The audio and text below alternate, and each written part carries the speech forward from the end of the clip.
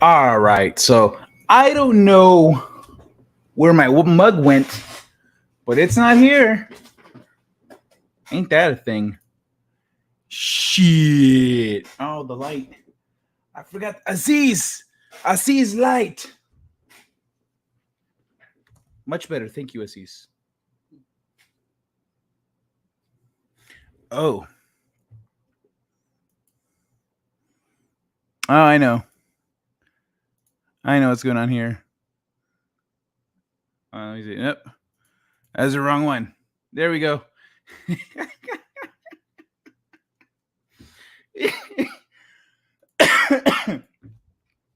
That was weird.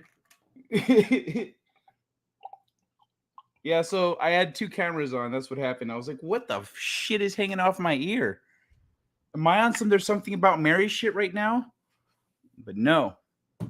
It was an illusion. Hold on. Let me hit the chat real quick. Do. Hey, did anyone catch my video from today? I know some of y'all did. Check out my little heartfelt mug. You know who, from Sydney Watson. Got those while they were available. It's super cute. Stunt Brad, creepy tech. Yikes. I know, right? This shit just keeps getting creepier. It started with pinball.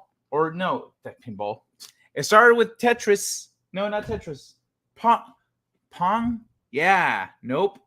Son of a bitch. Yeah, it's Pong. Pong. Yep, Pong. Started with motherfucking Pong. And now people are putting this shit in their brains, controlling robot arms. Whatever, man. Hey, it's done. Aw, thank you so much. She says, love ya. Papa Cotton the Fourth was a killer sale at the dispensary, and I'm on the good stuff. Yeah, boy. Yo. Around here, the place with the best prices is far. It's far, man. But it's actually better prices than I was getting before, which is fucking blows my mind. Because I thought when I would tell people how much I was getting my stuff for, they'd be like, fuck you. Really? Oh, where? And I tell them where, and they're like, because they can't get it from there. My plug. And so when I went to this place, I was like, son of a bitch. Okay. I didn't realize that I thought I had to go, through special channels, but no. Gas pedal diamonds. What? But I got some Royal Jack. Gas pedal diamonds is the name of the stuff. Nice. But I got some Royal Jack flour so I don't blow my head off with the crazy dabs. I've been pro for years. Bro, there was this place by me back in Garden Grove that you'd get a dab if you bought stuff, then you get a dab if you want one. Fuck yeah, every time. I'd go home and just I wouldn't even smoke myself. I'd just enjoy that high for a little bit. This hour early shit is crazy. There better be some tennis ball up in this place. Just saying. Oh, well, fuck it. Why don't we kick it off for everyone that's here early? Enjoy some tennis ball, ladies and gentlemen.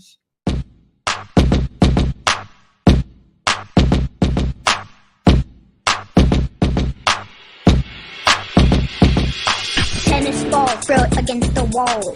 Tennis ball, throw it against the wall. Tennis ball, throw it against the wall.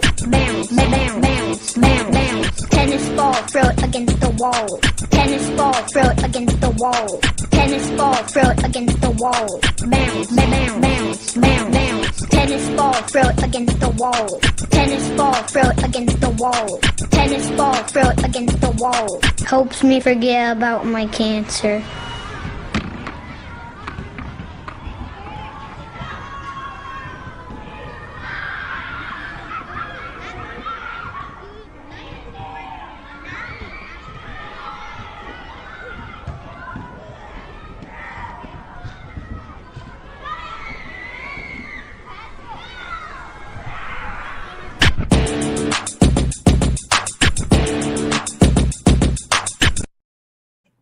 Yeah, boy. There you go. Yeah, I forgot to say on the tweet. In 1 hour, I got everything else out. I always forget the time. YouTube just asked me how satisfied I was with the notification of the stream. I want to let you know Big Sister Susie is pulling for you. Excuse me. Tennis ball is also my break to take a hit.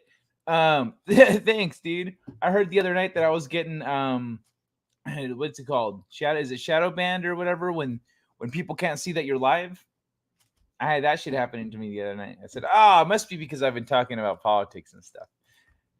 Paul, I'm okay. So you don't care if I talk about Sasquatch or UFOs or the hidden history of our species, but China. I think it's volcanoes. What up, Boosh? Potatoes, echoes, tomatoes, right? LA man on the registered offenders list is caught trying to assault a minor in an elementary school. Bond at $5,000. Texas man attempted to kidnap a little girl. $1 million bond. Damn. That is a huge freaking difference. Jesus. Yeah, I think it should be a little more like Texas. Anyone see a problem here? I'm all about those balls too. Papa Cotton, Walmart is Satan. Whoops, we're the wrong person. Whoop, we're the wrong persona. Please hold. Much better. Yeah, I knew that was you that commented on my on the video. As I saw even there, I was like, you saw yourself. Much better. DJ suit gets a little tight. Boosh, yes, I see a problem. Is this a test? I did not study. Grapes? Yeah, I guess grapes can help you live longer. Can you believe that shit? Grapes, yo. All right, I'm just going through getting some stuff for the gram real quick because no, not that one. Nice.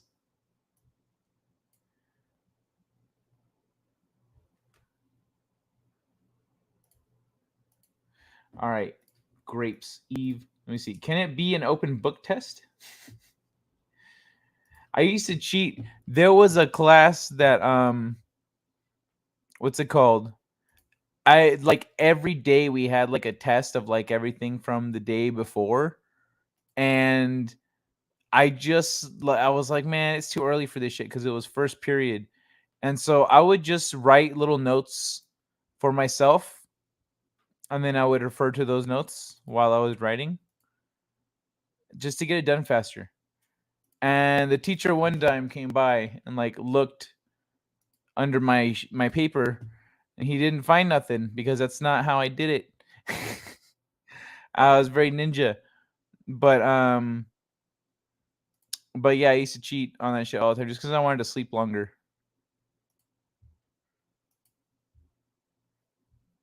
All right, let me scroll down. Eve, has to be a book that opens. Bush, hola el stunto prato. How would you say that in Spanish? Let me see. Translate. Stunt. Truco. Atrofiar. Atrofiar, maybe. So, Brato. I don't even think Brato is Brat. It's Brat.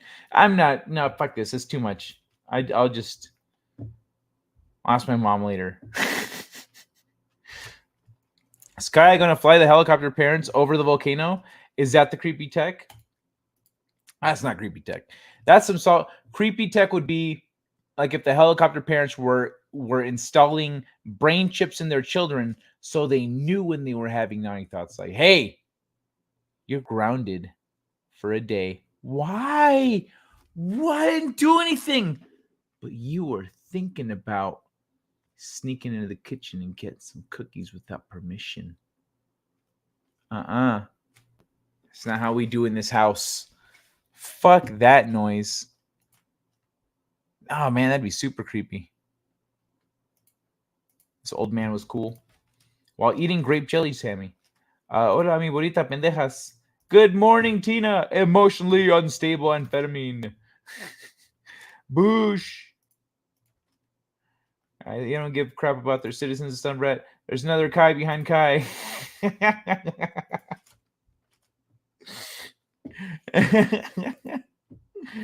Aw, thank you, Eve. You love my laugh. Hey, good to see you guys. Great greetings and salutations, one man show.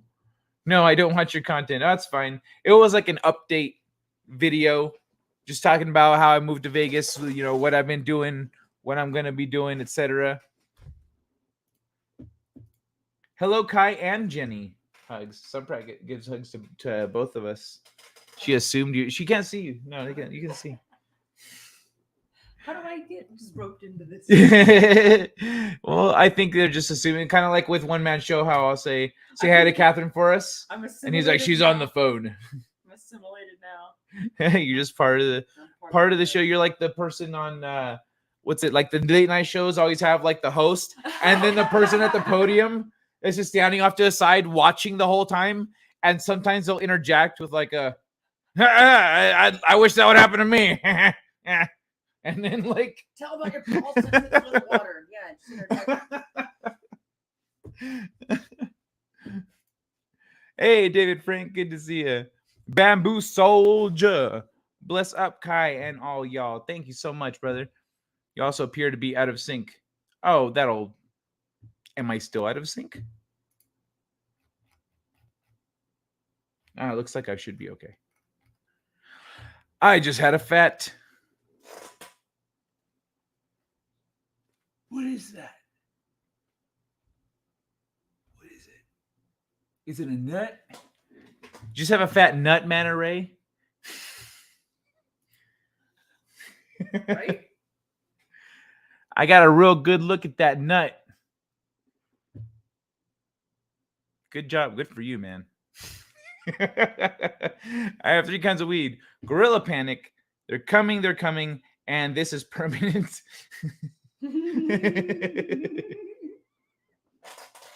Imagine a strain called This Is Permanent. Hey, you want some This Is Permanent? Yes. No tennis balls.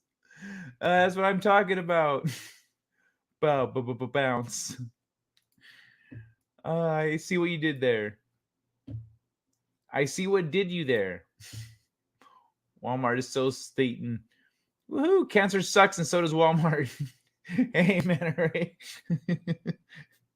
It's like the only sentence where Walmart feels like it's not out of place is next to cancer.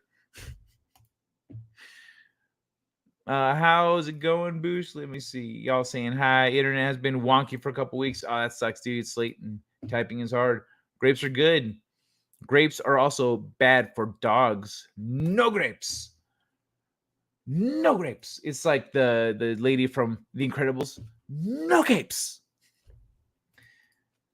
Grapes are bad for dogs, like chocolate, for real. Yo, first period daily test. That teacher is a bitch. So here's the thing. He did it in every period. So he's not going to be like, sorry. I mean, like, sorry, everyone else. First period gets a pass. That's lame. You know what I mean? I'd be like, what? Okay, I mean, I get it, but fuck you. Why do any of us have to do it then? But what it was like we would learn about specific things about a specific time period or event or whatever the lesson was. He taught to the standards on the testing at the end of the year, the standardized testing. So the standardized testing, they essentially go, okay, a 1A is this, 1B is that, 1C is this. You know, so you go through all different points of history and things that we need to touch on and learn specifically that the tests are gonna, the standards that we're gonna be tested on. So he was like, fuck it, I'll just teach straight to the standards. And then he just taught exactly lessons about, okay, so I guess we got to talk about this fucking thing that happened with pirates. Okay, so today we're talking about this thing that happened with pirates. So on that day we talk about that thing, and then the next day it wasn't a test like a multiple choice. It was just write out what you learned yesterday. It's pretty much it. So you'd go and write things out, and the more detailed you were, then the better your grade was. And I like getting A's, and I could get A's without doing that, but like it took me an extra 10 minutes, and that's 10 minutes I could have been just like not doing anything and laying down on my desk. So I took that option instead.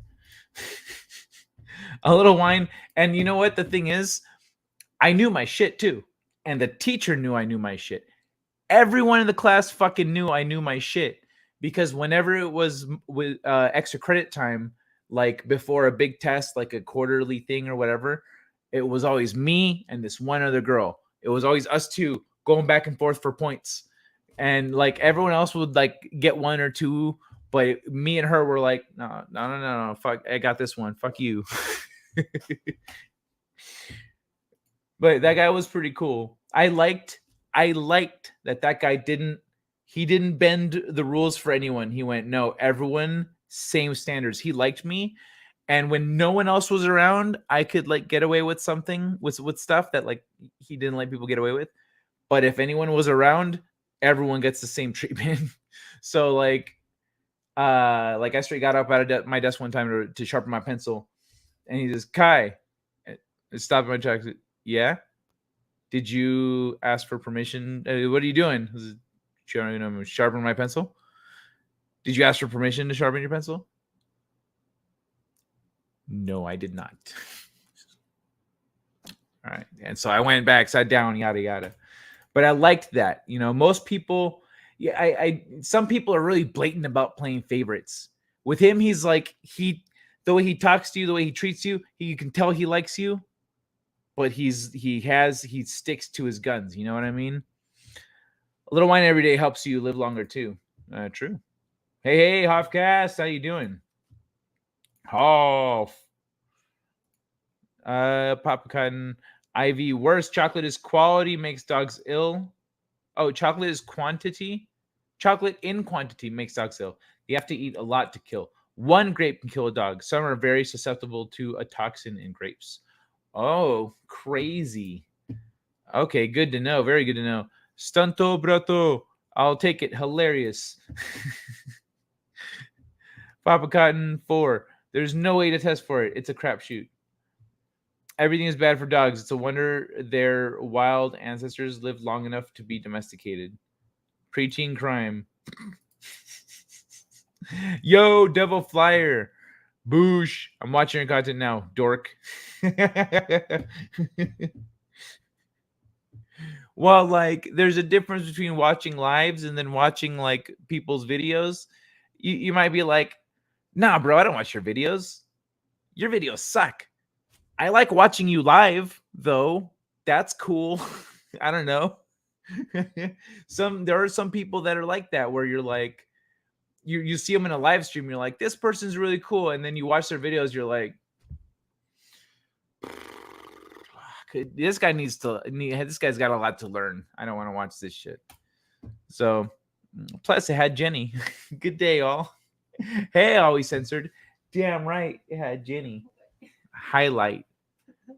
It's a highlight. I like. I felt really good about how well that da da da da da worked. It's like, I like that video, and congrats on your new life. Thanks so much, Hofcast.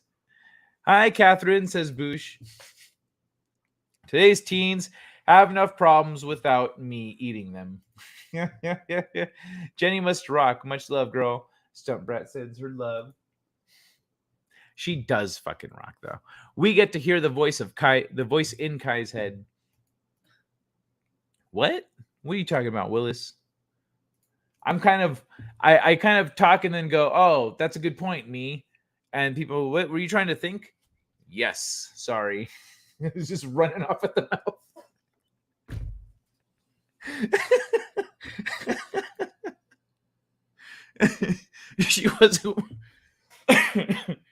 She wasn't wearing a rope in the video. She wanted to. I could tell. One man, how you doing? How do you know how we were spending our time earlier, Eve? Yes, Kai got my reference. I get most references. Sometimes if I'm not like in the moment, if my brain is somewhere else, I won't catch a reference that just whizzes by. But if I'm just kind of like neutral, just picking up things as they come at me, then I can usually catch them. We domesticated dogs before grapes. The Monday test would suck. Ah, that's true. Yeah, the Monday test is like extra bullshit. He let us take notes though. That's the thing. He let us we could take notes on everything, like the whole thing. And then before the test would start, we could review our notes. So we could sit there and just look through everything from the day before. Okay, what's this guy's name? Horatio Vitruvius. All right, cool. All right. 1396. Okay, whatever. Bush McFadden. All right, yeah, Bush McFadden liberated the. Oh, that's a lot of alcohol. Okay, cool. Beer came before wine. Yep, I think so too. Yeah, so the evidence that we have of beer is it goes back farther than the evidence we have of wine. But we have evidence of both going back really freaking far. It's a matter of the ingredients to make them. So with wine, once we had grapes, we were good. With beer, we were fermenting everything we could get our fucking hands on. And we were like, hey, can we make beer out of this? Can we make beer out of this? And the beer that we figured out, in some places it was like a communal event. So they would brew a big thing of beer, and then it would be in this communal pot that everyone would drink from. You'd either get your own little cup and, like Klingons do, or you'd have long straws and everyone would just drink from the straw. But the beer was like chunkier back then, and it was like thicker. Now the beer that we drink nowadays is a lot smoother than what it used to be, and it did that transition. I think in like American Revolutionary times. So let's 1700, 16. No, a little before that, I think. Yeah, I think around the 1600s or so is when beer started getting this lighter and cleaner. What's it called? What we're used to now. Not substance. That's not the word I was looking for. Beer happened very early on. Yeah, we figured out beer real early. Freaking animals figured out beer. All right, like we see monkeys and elephants getting drunk out in nature. Elephants straight do it on purpose. Elephants will be like, "Oh, hey, I got some ingredients. I'll just put these together." And it just rained, so I'll put this here, and or I'll go find, they go sniffing out for the stuff that fermented in the water, and they'll just sit there and get trashed. You and another girl? Pretty sure wine started coming around after the Jews were freed in Babylon before Egypt. Beer goes back like 15,000 years. I'm pretty sure beer goes back way farther than that. Way farther. Because, and also, beer, we have like tens of thousands or I think maybe even hundreds of thousands of years of evidence that it's been around, and usually had some kind of a ceremonial purpose to it. With what's it called? Wine. So they have found in the Middle East, they have found a city that had they found a city that it sold wine. It made and sold wine on an industrial level. So they had these huge vats where they would make wine, and they found residue from grapes and stuff. So they were already cultivating wine like tens of thousands of years ago. I don't know when the Jews were freed from Babylon, but I don't know. Was Babylon real, or was Babylon a metaphor for Atlantis? Maybe. Oh shit. And yes, you're still out of sync. How am I out of sync? Hold on. Let me play a clip, and then I'm gonna check something while it's playing.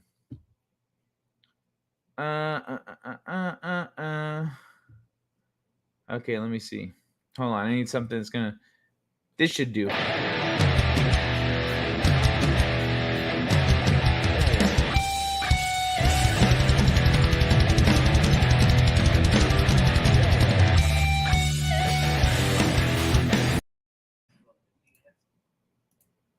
I am out of sync. The audio's out of sync. It's weird. Sometimes when you pause on pause. Yeah, you're right. Maybe okay. I'm gonna try refreshing the page. See how the audio do, and meanwhile, I'm gonna play another clip.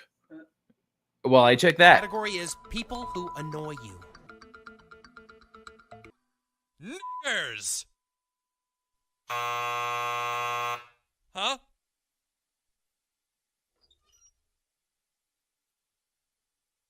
Oh, naggers, of course. Naggers.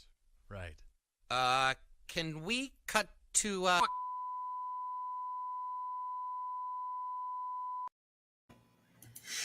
Yeah, I guess I can't really do much about the sync thing.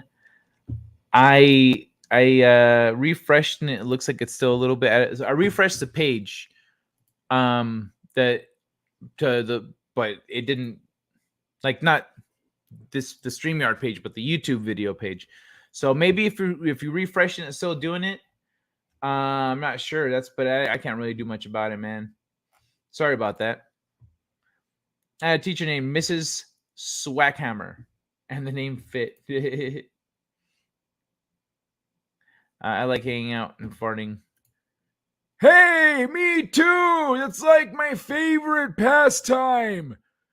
My grandsons and granddaughters are always saying, "Oh my God, Grandpa, can you please warn us so we can open a window or leave entirely? Just leave the house." And I say, "But then I wouldn't see your stupid faces when you realize I farted."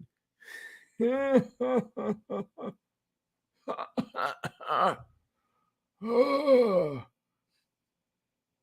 Jesus. Where is that pussy cancer anyway?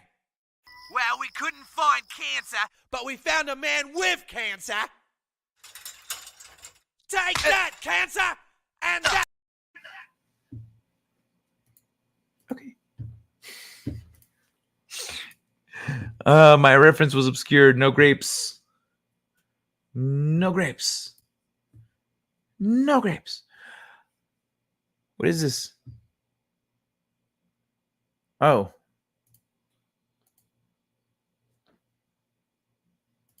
Yeah, that's right. I forgot I was looking at Instagram stuff. If we go into that stuff. Jenny's voice in the background, like another voice in your head. Oh, you can hear Jenny's voice in the background. See, that's I thought. Pardon me. The other day on This Week in Bullshit, I thought that they could hear me. Wait, muted? I have audio, right? Yeah, I have audio. So, I thought that that they could hear Jenny's voice when she was telling me and Old Man Kai's voice as Old Man Kai to say that my balls dangle into the toilet water, and I turned that into. I said, I'm not gonna tell them that. That's personal information. As I think I said, I'm not gonna tell them my balls hang in the toilet water. And then I pretended I was joking. I said, that was a joke. Actually, I have to sling them over my shoulder like a hitchhiker. Sam Adams. Beer made from grains back to time just after flood in Caucasus Mountains. Was there beer before the flood? I'm pretty sure there was beer before the flood. Pretty sure they brought the technology for beer with them and some recipes because they're like, I'm not living without beer, bro. That's too much. The Gregorian monks drank something called a double bock. Lots of nutrients. Very heavy beer. You can live off the stuff. Nice. Alcohol in water. Sterilized it. Why Romans had so much wine, flavored water. Nah, okay. That makes sense. Yeah, if in an era where there's not a lot of clean water, you go, well, let's make beer out of it. Always censored. I'm pretty sure beer altered human history and made us more inventive. That's I could see that being true, actually. I could see that being true. When you have beer, who wants to hunt? Sit and watch the grain grow.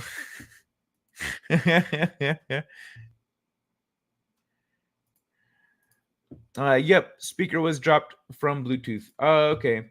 I farted in your coffee. You're synced on mine. All right, cool. So we can leave. I love that old dude. Beer and bread. Some people have asked me if Old Man Kai specifically has his own channel. I tell them no, it's just a thing I do. They're like, like what? You could still follow me. It's a thing I do. But no, they're like, does Old Man Kai have a channel? Fuck, why would Old Man Kai? So I'm thinking of doing videos on this channel as Old Man Kai, like reading, answering questions, or talking about modern things or things that just annoy him. Yeah, I don't know. I think that might be something I do. I haven't brainstormed a bunch of ideas yet, but it's Old Man Kai. I could literally just start bitching about something and then go off on a tangent and end up wherever I end up. Beer and bread allowed more time to sit back and try other ways to make booze. Then you had to make posts to store the beer in. Pottery wheel, mass beer bottling. Oh, Kai, I took your advice and went to the chiropractor. Oh, how did that go? Captain Time Lord Spock. How you doing, buddy? Thanks for the popcorn. I'm so happy. First one to say hi to Kai plus Jenny. Boop. Let's give her a little boop in the belly for you. Where does the sword of Cain fall? Doesn't it fall on someone's head? I don't remember. He didn't help. I kicked him in the balls after he told me how much it would cost. You watch Sargon? Sargon. That sounds familiar, but no. Always censored, bro. Exactly. Manoray. Oh yeah, you're saying hi. It's weird to see you out of sync. Reading lips is a hobby. I mean, I tried refreshing the page on here on my end for Boosh. Boosh says it's synced, so I don't know what to tell you. Boosh. All right, do the show in the kitchen. You can get kitchen sink.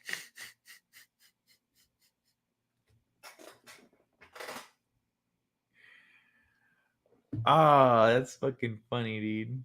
How do I reach these kids? Oh, that one's a winner. I love it. Well, look, the civilizations that didn't invent some sort of alcohol never made it out of the Stone Age. Egypt, Mayans, Native Americans, Aboriginals in Australia. Just saying. Man, the most successful civilizations did have a lot of alcohol. That's true. Or at least some alcohol. Boosh, really? I knew I wanted to be a pirate. Zulu, the Zulu nation. Did they have alcohol? The secondary Kai characters, hooray. I'm glad you received all clear from Doc and chiropractor. Catherine heard from her doctor today. She is not happy. Ooh. Oh. Oh, poor Catherine. That's unfortunate. Best of luck to her clearing that up. Yeah, clear. Yeah, thank you very much. Clean bill of health. I sent you one man show. Yours is the only one that hasn't arrived yet, but it's in transit right now. So your copy is on its way right now. It falls wherever it pleases. Such a stupid but effective joke. Elroy, right? Kai, can I challenge Old Man Kai in the ring? Yeah, you can try if you've got a death wish. There you go. Scottish Heather beat was banned at one time. It had to be reinvented. No shit. It had to be reinvented. Why didn't they just let it grow in the wild? What? It was banned? Okay. Irish beer, Guinness is like liquid vitamin pill. All right, let me hop into some video game stuff here and get things going.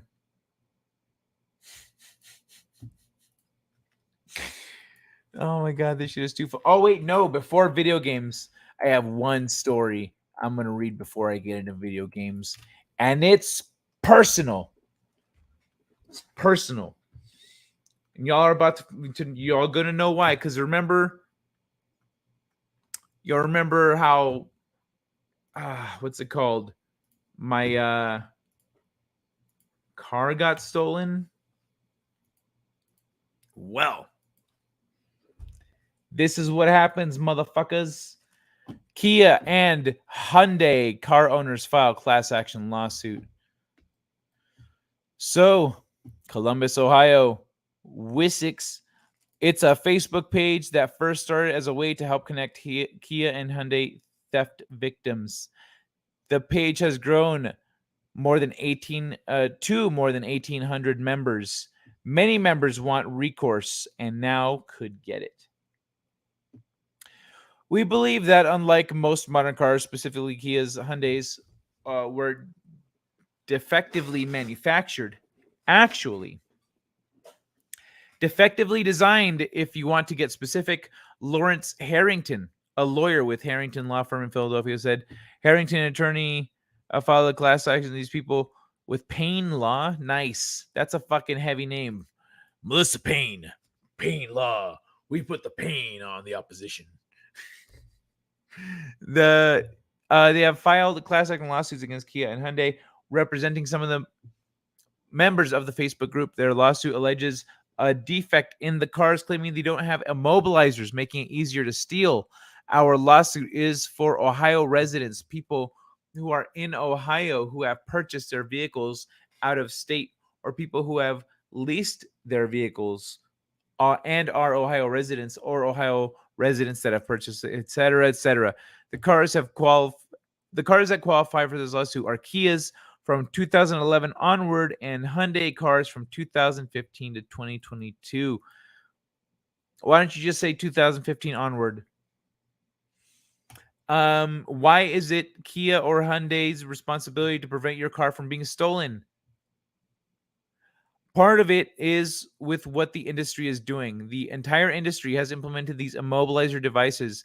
This is a cheap way for cars not to be stolen. And when you put your car out into the world for commerce, something that is completely foreseeable that people will try to steal, this is cheap insurance to prevent that from happening. And they decided to save a buck by getting rid of it. So that's why they're just getting stolen left and right. And they say you don't have to be a victim of theft to be part of the lawsuit.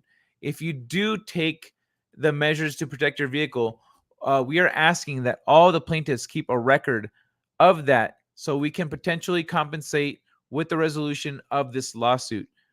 ABC6 Fox 28 did reach out to Hyundai Motor Company for a statement on the lawsuit and did not get a response back from the company.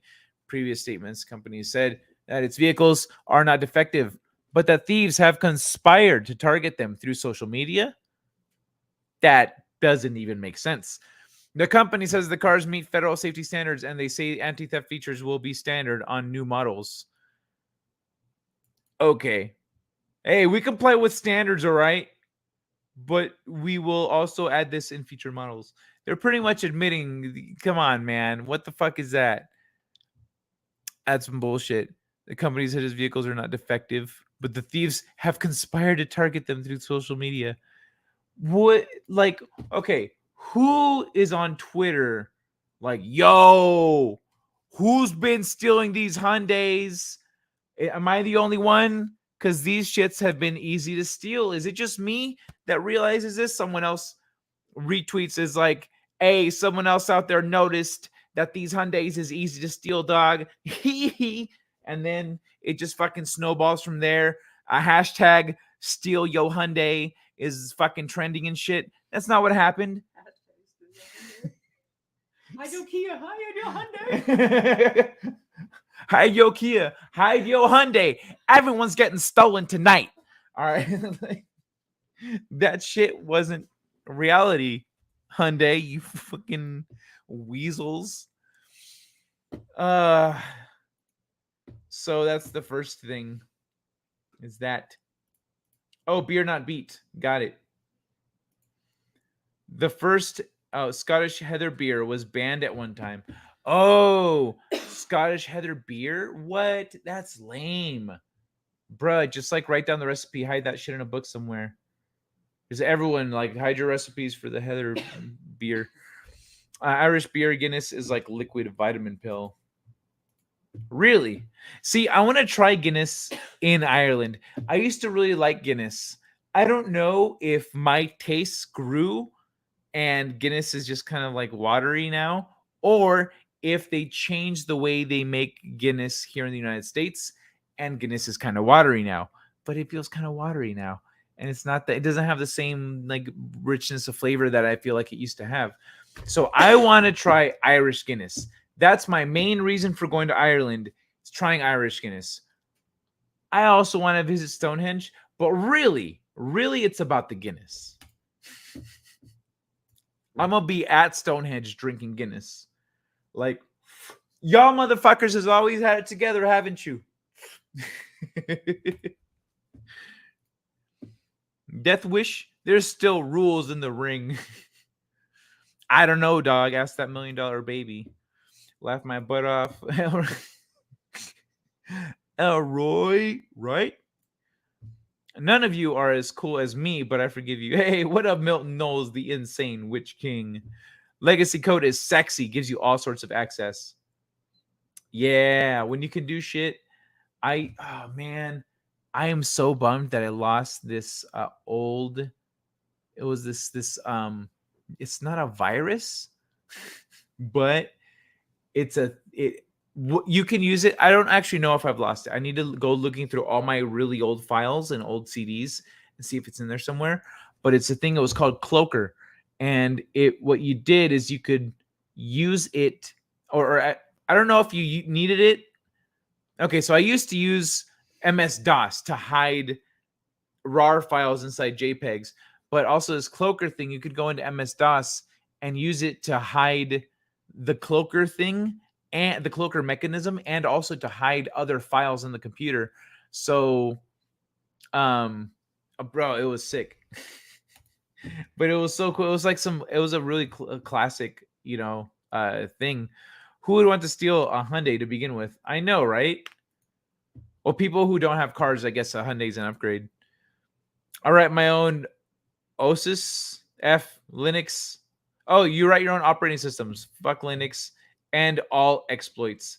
There aren't really too many exploits for Linux, is there? As far as I recall, that's that one's you're pretty safe with the Linux system. You write your own operating systems, always censored? Damn, homie. That's hardcore. There's a bunch of cheap cars that make it that are easy to hack. One man, I just found out most people's IQ is under 100. Explains a lot. What is the average IQ? Average IQ. 98. Okay. Most people, about 68%, have an IQ between 85 and 115. Only a small fraction of people have a very low IQ, below 70, or a very high IQ, above 130. The average IQ in the United States is 98. Damn. I'm just going to pull this shit up over here. Make it big. Make it big. Look at this. Oops. Yeah, look at that bell curve. 85, 115, and then 115 to 130. Steep drop off. 130 to 145, etc. Same here with 70, below 70. So most people are right here.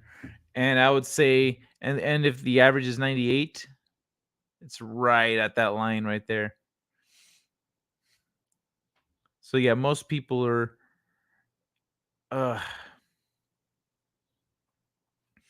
man, that's a kind of a bummer to look at. Excuse me.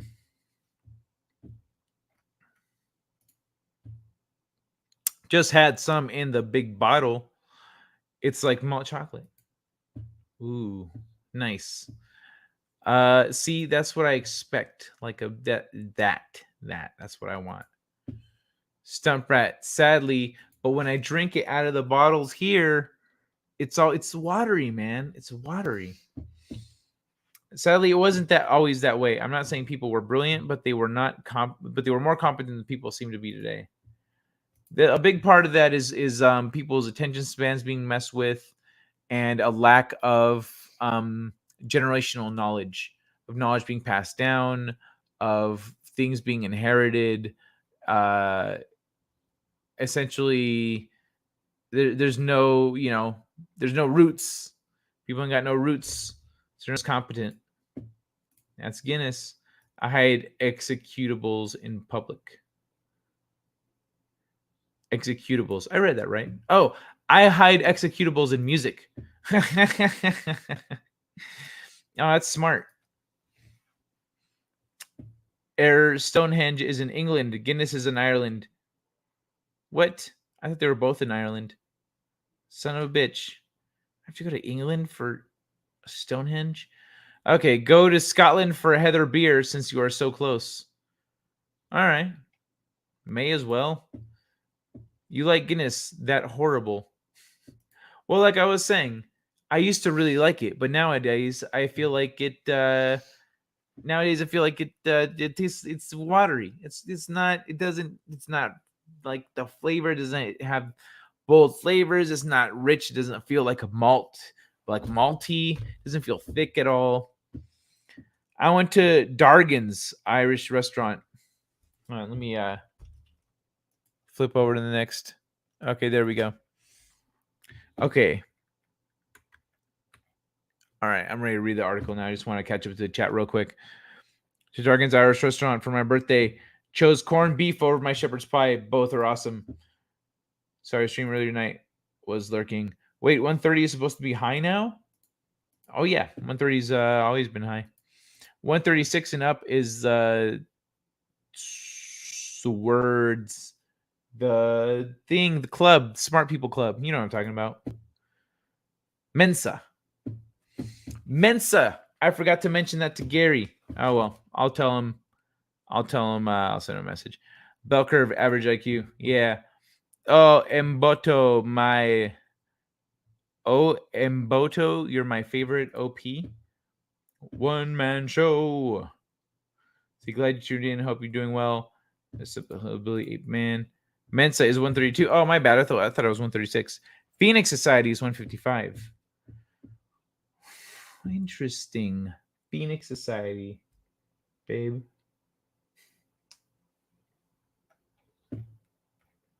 That's funny. I wonder why it's Phoenix Society. Why they couldn't named it like that. I wish Catherine hadn't heard that. Hadn't heard what? About the IQs? Or about the hospital thing? Oh, sorry about that. I mean,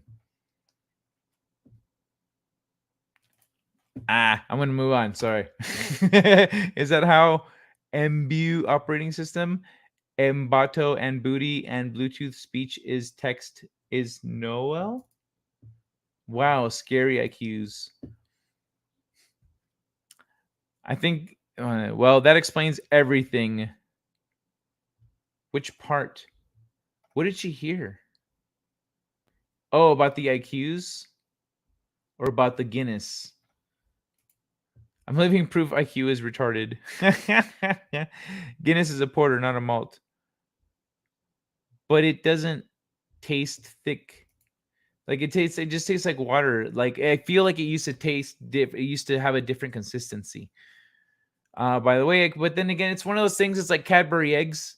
You go, I feel like they used to be bigger. No, just you got bigger. No, like last year, these were bigger and they were bigger. I mean, now they've been small for a few years. But Cadbury eggs went from being like this to being like this. They are way smaller. They used to be huge. By the way, IQ test doesn't measure intelligence. It's just the ability to absorb information. You can be really dumb and have really high IQ. Take mine, for example. 185, I'm pretty dumb. Well, I mean, or what do you mean when you say dumb? A lack of knowledge or a lack of ability to process, interpret information, adapt to situations, etc.? You seem pretty smart to me. Mensa, Guinness is a shout. Guinness is a stout. What a bunch of actors. Plus, I am playing video games, so I'm probably not going to be in the chat very much. So, hello, anybody I miss. On IQ, Elroy Shredding says, on IQ back in high school, I got a 153 IQ when I was stoned out of my mind. It was after lunch. Nice. Phoenix Society is probably a feeder for Order of the Grail. Yeah, that's what I was thinking is it's their way of like gathering up really smart people to like bring into their circles. Like, hey, let's bring you over here with the real shit. The real knowledge, or else you might figure it out on your own. We need you under our thumb. I have a strong Swiss heritage, but my friends say there is nothing neutral about me. That's funny. You know what else is funny? That whole region was described as looking a little darker, like me or darker even, back in the day. So Europe wasn't always as light as it is claimed. Or as it is today, I should say. Hey, Kai, I got a copyright claim on the music of my intro and my outro by two different people with the same music. What? That's fucking retarded. How did that? When the fuck was this? When was this? Yeah, we have a topic for this week in bullshit. No, I agree. But what? Yeah, and you've had it forever. Now all of a sudden they're copyrighting. Shut the fuck up. Get out of here with that shit. I've never put much stock in IQ ranks and testing. Catherine's seen some of my medical history. Yeah, I didn't either. I like the tests that I took. It's in fourth grade. I got into GATE, gifted and talented education, and it's for like kids that are kind of too smart to be here in public school, but they're here at public school. Let's give them harder stuff so they don't distract the other kids and get bored out of their minds and whatnot. But like, so when I took that test, that gave me perspective on how they were gauging intelligence, how they were measuring it, by what metrics. And so when I started taking IQ tests online, I was like, oh, I remember all this stuff. I remember these kinds of tests. These are from the fucking GATE test. And but it's all just it's only certain things in your mental capacities that they're measuring. They're not really measuring how you interpret information. It's essentially the best way to measure intelligence is too subjective for any mechanical methodology right now. At least that we have established, I should say. We have a top. Oh yeah, birds are flat. Wake up, people. Guinness Stout is a stout. Guinness Drought, the number one seller, is a porter. Maybe I've been drinking. No, I thought I got the stout. I'm pretty sure I've drank stouts. I've got both. I drink both. I don't know. No, Kai. They've been claiming it for a while now, and all of a sudden they've become super aggressive about it. No shit. Well, fuck them, dude.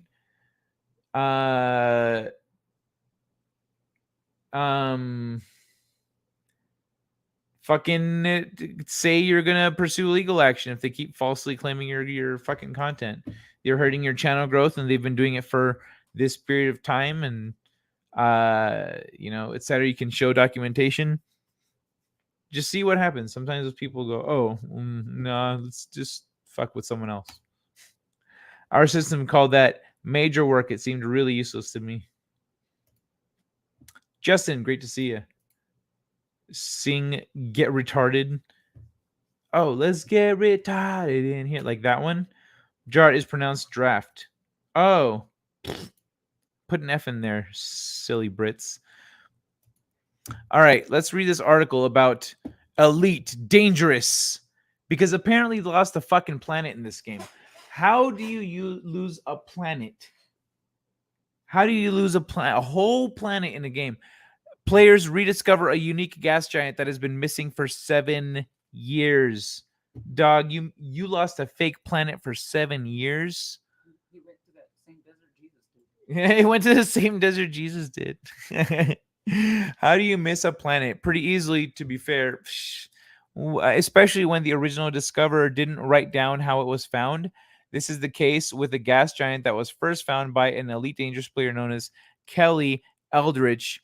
Oh, Kelly Eldritch didn't know how to drive, and that's why we couldn't find it again. Who's surprised by that? Back in May 23rd, 2015, described by her then as the strangest gas giant she's seen so far, the player reset her account, and with it, the path to this unique planet was thought completely lost until one group of explorers managed to rediscover the planet after 7 years. The so-called Kelly's GGG green gas giant was found in Shaolai, DLP D5274, within the Perseus arm of the galaxy. The post provides a detailed report of how the players found the planet, which was done through tracing clues CMDR Commander Kelly previously left, then narrowing down search areas by discovering constellations and neutron stars. The post goes into extremely granular detail and even provides maps along the way. That's nuts. They straight treasure hunted this shit. As for how it felt to discover the planet, I felt more excitement when I found the neutron stars and when I found the constellations than when I found the actual green gas giant, because I knew the difficulty factor of this search was in limiting the search area, reads the post from Commander Orange. However, I did feel an eerie calm knowing I had been the only person in this system in the last 7 years. I can only imagine what great explorers felt when they entered a restricted tomb closed off for thousands of years. That is really cool. That is a really cool thought. Like, yo, no one's been here in this area for 7 years because I guess the game is so big, and or else someone would have found the planet. Motherfuckers lost the planet. Stop believing the spirit. Oh shit! All right, y'all. I need to refill my water. So that means I got to play a little clip. I drink vodka tonic with lemon, that lime. Lemon, that lime. Dumbass loses planet. I love the vintage sign that says Guinness for strength too much. All right, y'all. Give me a few seconds. I need to fill up my water. Let me see what I can play for you here. There we go.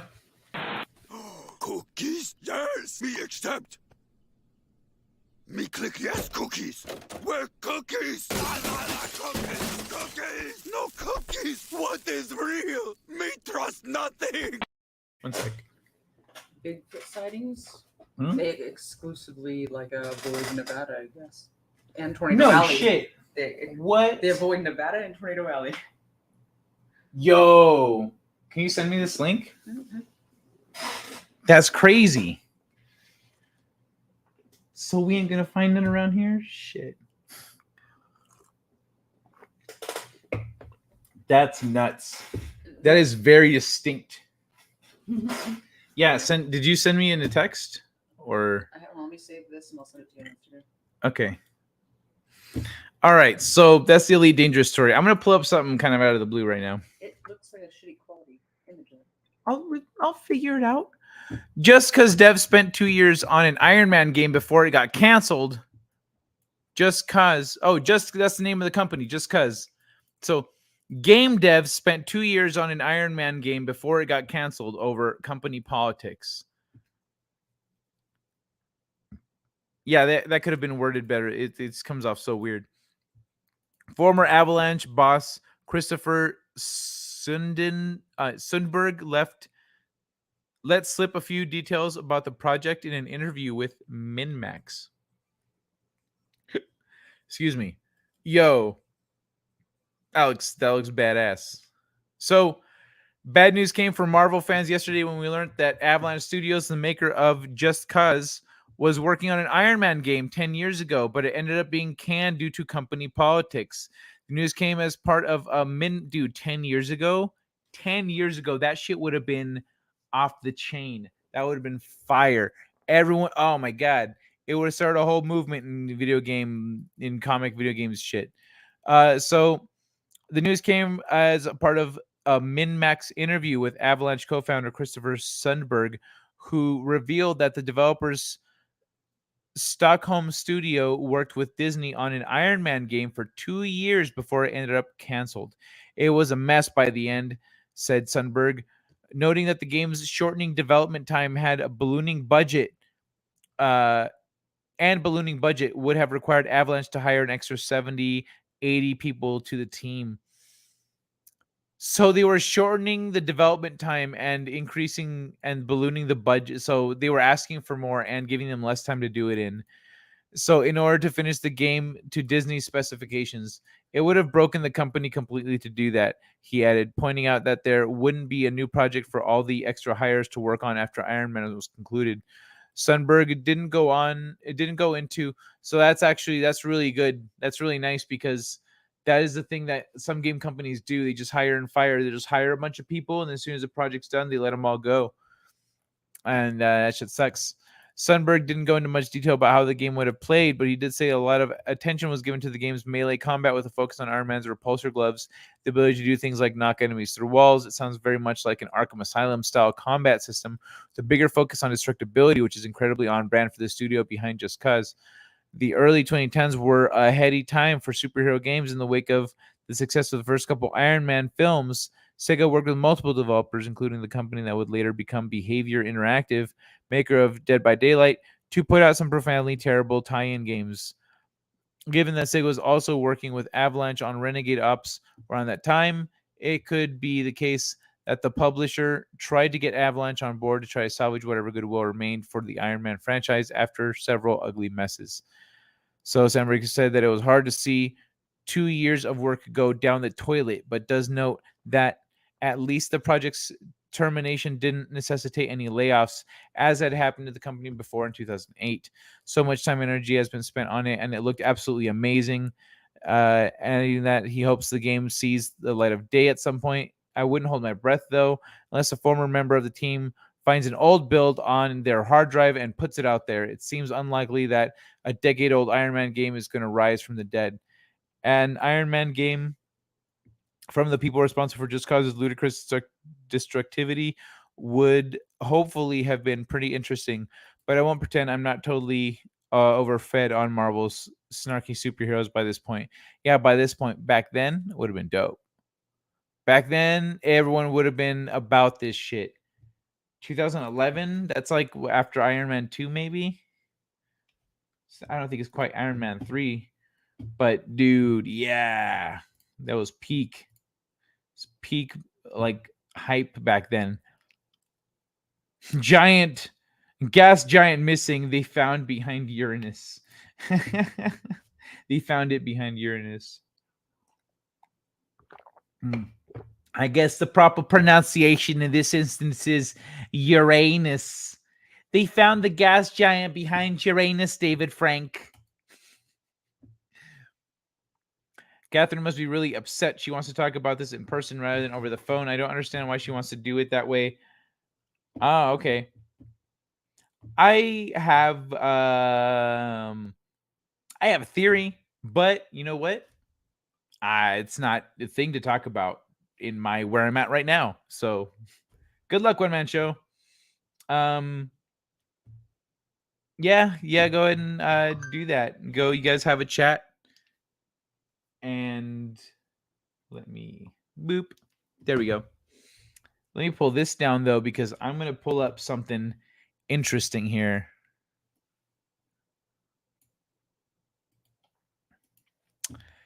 So this is what Jenny just showed me right now. Ah, chicken. I forgot about the chicken. Okay. This is not what I just said. Nope. This is not what she sent me, but it's adorable, so I'm sharing it.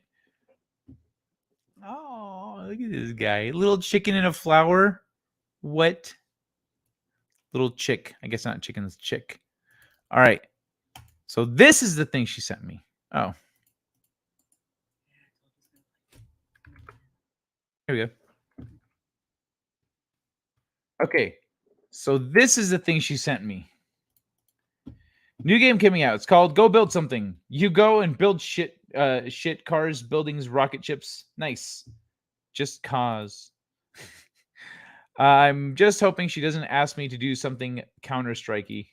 Probably not. Iron Man was the best of all Marvel movies. Agreed. Bigfoot or big population effect. Okay, it is kind of low res, baby. You're right. As reported, are reported Sasquatch sightings simply following population trends? This map shows no this map something the between what the fuck does that say? Reparent and population density. Okay.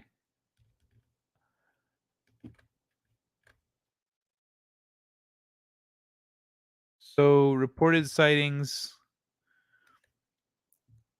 This isn't the. Oh yeah. Okay, I see. So look at. This is so these are all sightings of like Bigfoots and stuff, of Sasquatch and Sabe, like a lot up here in the upper northwest. A shit ton throughout the California mountains and whatnot. A shit ton throughout the East Coast and Florida, all through here in the forest and stuff. There's not that many in Tornado Alley. I hear while the tornadoes be, yeah, the Sasquatch don't really want nothing to do with that. Are those like two different factions of Sasquatch? But no, it's well, like there are different tribes and whatnot, but look at here, because I'm showing you because it lines up here. We see in Tornado Alley, there's not really much, but they line up with the population density of the country. I think is that what this is? No, it's not right either. Well, reported sightings, but they still avoid. But Nevada and tornadoes. Yeah, but then right here, Nevada is like a straight cutout. Look, you even see the little divot here of the fucking state where it goes boop, right? Isn't that? Yeah. And then there's Arizona, New Mexico, Texas, Arizona. Da, da, da. So yeah, like, but Nevada is just a big shadow. Don't nobody see Bigfoots in Nevada. It's all the fucking radiation here. Yeah, it's radiation or super secret military stuff. Or it's too fucking hot. Sasquatches are like, fuck that, bro. I have a rug on my skin. You kiss my ass. Ain't going to fucking Nevada. And tornadoes. And tornadoes. Yeah, fuck tornadoes too.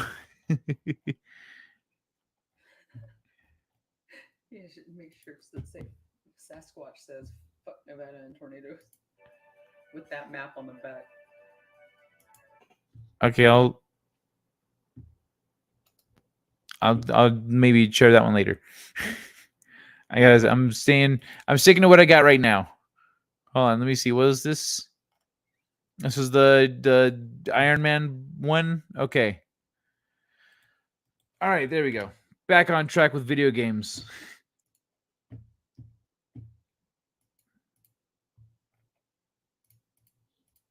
I like how everyone agrees that Iron Man 1 is the best Marvel movie. Saying preggers. Shh. Oh, that's what Sunbrad's thinking? That would be unfortunate, but I don't know. Elvis sightings, all Nevada. Yeah, Sasquatch just walks around in Elvis outfits. Someone's like, "Hey, Elvis!" The Sasquatch just go. Let's give you the finger guns. All right. Holy heck, there are a lot of strategy RPGs on PC right now. After a dry decade, SRPG fans are absolutely feasting. I'm not sure you've noticed, but there have been a truly startling number of strategy and tactics RPGs released not just this year, but in recent years as well, with a lot more scheduled for the near future. Without even trying, I was able to find well over a dozen of them fresh in the pot, ready to drink or okay. Among those who love these games, they're often called SRPGs from the Japanese gaming culture phrase usually translated as simulation or strategy RPG. These were a mainstay of 90s and turn of the millennium gaming. Classics like Fire Emblem games, Tactics Ogre, Shining Force, Final Fantasy Tactics are beloved. They fell off by the mid 2000s. Even these games weren't always released widely or were confined to the walled garden of Nintendo consoles. Plus, recent big budget RPGs from the likes of Square have focused on real-time combat and action mechanics. So what's left for the turn-based enjoyers? They've got a lot of indies for that. And, well, it turns out that most of them like tactics games as much or more than turn-based traditional RPGs. The success of the Fire Emblem Awakening 2012, every Fire Emblem since, has finally well and truly translated into releases that come to PC. Starting a few years ago, as far as I can tell, a lot of indies just said, well, shit, they never put these on PC, so I'll make my own. Now development is so much simpler and the genre is so much more popular than we're getting semi-retired industry pioneers. The creator of freaking Fire Emblem, for example, back in the SRPG making game. Enough of that, though. Let's get to the game. Symphony of War, the Nephilim Saga. Okay, impartial. Okay, so he's going to go through all the games. He's going to comment on all of them. I'm not going to read all his comments. 3,200 reviews on Steam, 96% are positive. That's fucking solid. Symphony of War is a triumph. Ooh, that looks, yeah, that's pretty damn good. I like, this is really nice. You can see, I like how you can see the formation right here. You can actually see the formation of your units and where the holes are and where, like, who's protected, like what their stats are and an overview. That's really nice. That's some nice design. Triangle strategy. One of the games that prompted this article, Triangle Strategy, was a pretty well-received SRPG that clearly got the genre. It's published by Square. It comes from the same internal project initiative and producer that brought us Octopath Traveler, which about a year after its Switch debut also brought the 2.5D aesthetic right onto PC. So Dual Field Chronicle released. Okay, so wait, this was released March 4th. The one before this was released June 10th. So these are all new. Release date September. Okay, so this one's upcoming. The Dual Field Chronicle. That shit looks pretty good, actually. Look at that shit. Looks dope. Some of this looks like some of the stuff that Final Fantasy 12 was trying to do, but, you know, not shitty. Another big one from Square, the Dual Field Chronicle, is to be a real-time tactical strategy RPG, which is a whole new thing as far as I know. Real-time tactical strategy RPG. I want to see some gameplay on this one. Bless you. Directing their attacks a la an RTS. When you queue up a power or ability, however, it slows into near stillness as you line up vector attacks using targeted arrows and diagrams like in many modern MOBAs before snapping back into action as you unleash them. It has a big budget look going for it as well. Yeah. Oh, yeah, that one does look... I am curious about that one, honestly. That one's fascinating just looking at it. I'm curious about it. What's this one? Copy. This comes out in September, so we've got a little time. Got like a month. Oh, we have exactly a month because today was the 22nd. It's now the 23rd. But Tactics Ogre Reborn. Release date November 11th. First leaked, now confirmed. Tactics Ogre Reborn is a return of the beloved strategy RPG for the first time since 2010's Tactical Ogre Let Us Cling Together. This remake promises to improve graphics, sound, and update to the game's design. Tactics Ogre is renowned for its elaborate, sprawling system of classes and characters to customize in them. It also has an overarching world map to navigate, which can spill out random encounters and add some real flavor to strategic. Oh, nice. So you get some real encounters going between here and there. That's awesome. I love that shit. Like, I mean, like, it was annoying back in the day when you're playing it. You're like, no, don't, you son of a bitch. Just let me get to the next town. Just let me get fuck. You know, random encounter. But you know what? Those were the shit. Fuck it. Let me see. Everyone knows that every Bigfoot is a recovering gambler. I bet they're not seen in Atlantic City either. Sasquatch must live on magic mushrooms. That's why he lives in the Northwest. Hey there, Steeg. Good to see ya.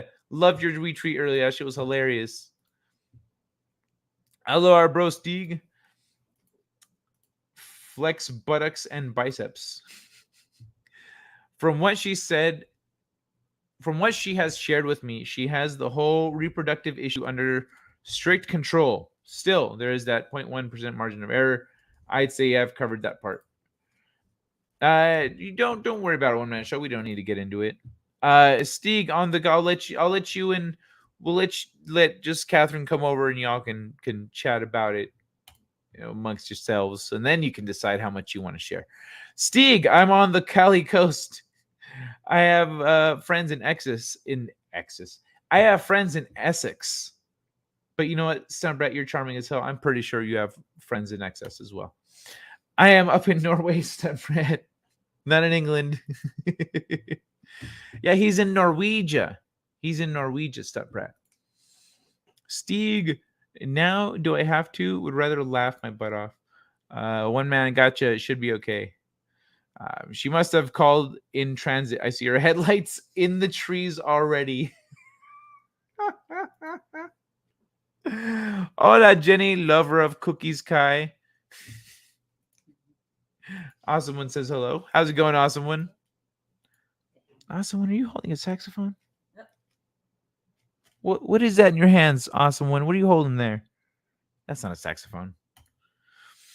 Yeah, her anxiety has made me a little wound up. I can actually sense that you're a little wound up, which is funny because it's not you, like, but it's more like the subject of you're like, I'm trying to calm her down, like this is happening really fast. You know, I can sense it though. Steeg, oh, way cool, never been overseas, but my beloved grandma is from Lausanne, Switzerland. Probably fucked that one up. What up, Deej? Good evening, my friend. Good to see you. It's a cookie. One man show. Congratulations. It's not. Pretty sure it's not what's happening. Hey, everyone. Hope you're well. Hey, Sam. Howdy, brother. We're looking at RPGs and the many options we have nowadays because there was a big drought in these kinds of games. But now there's a bunch of them coming out. The first three that we talked about looked pretty cool. That last one, I want to look at that last one. I think I'm gonna look up actually a preview for it, and then we can there a preview release date trailer. There we go. There's a trailer. Sweet. We can look at that one later. Final Fantasy Tactics Remaster. Okay, well, we don't really need to look at a Tactics Remaster. We already know Final Fantasy, you know. Vestaria Saga 2. Wait, when does this come out? Oh, it's already back in 2011. July 28th, Vestaria Saga 2. Whoa, is that a big fucking army attacking a village? A classic style strategy RPG, Vestaria Saga is made by a team led by Shozu Kaga, the man who game designed and wrote the first 6 Fire Emblem games from 1990 and 1999. The recently released Vestaria Saga 2, The Sacred Sword of Sylvani. They're going for alliteration with this one, aren't they? Look, Vestaria Saga 2, The Sacred Sword of Sylvani. Suffer and Succotash. It follows on Visceria Saga 1, The War of the Scions, released in 2019, and I'd consider it necessary playing for anyone who thinks they're an SRPG expert. Oh, that's some big fucking talk there, buddy. It's cool to see how someone who laid the foundations of the genre thinks about it 30 years later. Okay, that's fair. Gameplay wise, Vistaria Saga focuses on intricately designed maps with difficult strategic puzzles. Positioning and movement are the keys to success. Figuring out when and where enemies will move, how to take advantage of that. Vistaria Saga 2 has a host of improvements over its predecessor, so it's a shame that it's so reliant on the plot from Vistaria Saga 1. Venaris Tactics, August 4th, 2022. So this one just came out. Now that Square Enix show is part of the article. Now that the Square Enix show part of the article is firmly over, let's talk Venaris Tactics, a cute little strategy RPG from solo dev Matthias Reese that knows what it wants to do and doesn't overstay its welcome. Venaris Tactics is a bargain-priced 15-mission game with some optional fights along the way. There's less stress about long-term plans here, so you can play around a bit more with customizing your character. Okay. Far away from home. The downside is its tactical element. Well, it's a tactical RPG, so that's kind of a bummer. Telepath Tactics Liberated. Interesting. Telepath Tactics Liberated. Another that's already hit Steam this year. Telepathic Tactics Liberated bills itself as an SRPG fan's SRPG, which is pretty true. It's one I've only spent a handful of hours with, but it really captures the spirit of the genre by encouraging you to mix and match some 24 base and 48 higher tier prestige classes, each with their own skill setup. As it that does sound really cool. That's replay value for days. As a treat, it also has elements of battlefield manipulation. You can push enemies into water or lava or off cliffs, but also lay traps, build barricades, and manipulate the field itself. That's pretty cool. As an ice mage, for example, might be able to freeze water into a bridge for you to exploit. Telepath Tactics Liberated is the product of a solo dev, but has had healthy updates since release, including a pretty neat randomizer mode that tosses out the SRPG trope of fixed characters with fixed classes in favor of procedurally generated challenge at party building. That's cool. Okay, that does sound solid. That sounds really solid. That sounds really cool. Like if you can actually use the environment like that, that's dope, man. Fun fact, Norwegia is Indonesian for Norway. Ha ha. Oh. Wait. Okay, good. So I was saying it right technically. Stig, can you see the volcano in Iceland from where you're at, like at night? Norwegia. Okay. Hit the like button, everyone. Thank you, Sam. I hit the like button and it hit me back. Why I oughta. Don't let him get away with that. The like button me too's me after I slapped it. It probably took that as an advance. What's up when your girl jokes about being preggers? I nearly blacked out, JK, she says. Kai's book plug. Help Kai resolve his lack of synchronization. Pick up a copy of his well worth reading novel, Space Crime Domino here. Thanks, One Man Show. Sieg, awesome traditions and recipes from Norway. So cool. I know it's already hit. Okay, I already read that one. So what are you guys thinking about these games so far? Because some of them seem pretty legit. Other ones I'm like, meh. But Spirit Link Tactics release date coming soon. So not even there yet. Upcoming indie Spirit Link Tactics clearly takes a lot from Final Fantasy Tactics and Tactics Ogre, having you build a party of characters from a combination of classes and giving you a lot of freedom while you do it. You combine 2 classes for each character, so you might be a warrior rogue or a warrior alchemist, each playing pretty differently. It's up to clever innovations. It's other clever innovations in a system of mana sharing, where characters can use each other's power to juice up, combined with terrain. I think that has some potential for some mighty interesting. To be mighty interesting. When Spirit Link Tactics releases, you can play Demo Link on Steam. Crimson Tactics, The Rise of the White Banner. Okay. Mechanic Luel is not like a lot. It's a lot like other strategy RPGs. The most unique aspect looks to be the mounted combat, which characters mounted on mundane horses, as well as more exotic steeds like dragons and hydras. Oh, okay. Absolute Tactics, Daughters of Mercy. So promising looking tactical RPG from developer Curious Fate. Its tactical element seems to be a focus on broad customizability and unexpected genre twists. Levels will incorporate puzzles or be large-scale warfare battles, which is a lot like the map twist you'll find in older SRPGs. Characters will be unique in and of themselves, it claims, but can also choose from 21 individual classes to combine. Absolute Tactics, Stars of Mercy has a demo you can play right here on Steam. Arcadian Atlas. I like how different the art styles are. There's a lot because this one looks I don't know what it reminds me of. It's different.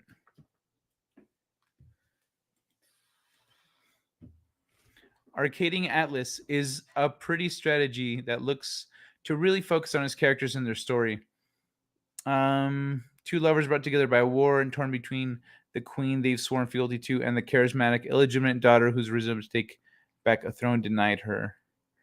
Which is some straight up Shakespearean shit, and I'm here for it. Okay. Oops. Oh, and a lot more. Okay, so I guess there's a lot. Oh, wow, that one looks actually pretty well crafted, at least. Let's see, Fall Seal Arbiter's Mark, Dark Deity, The Hidden Gem Horizon's Gate, which is a unique strategy RPG, that sets you loose in an open world and open-ended class system to find your own way. That sounds really cool. Or even Brigandine, The Legend of Runersia, a revival of the cult classic, and Troubleshooter, Abandoned Children. So there are a lot of tactics games out there. There's really a very limited selection for a long time. There wasn't really too much. But that's it for video games for now, or for today, I should say. We've got other stuff coming here, but we're starting with Boomerangs. Let me see. Hello, everyone. Catherine, I feel better just being here. Oh, awesome. Hey, Catherine, we're glad you're doing better. I hope you didn't get any really terrible news. Hope everything's good. I'm playing Power Washer. You know, that's funny. I played like I was driving a motorboat earlier.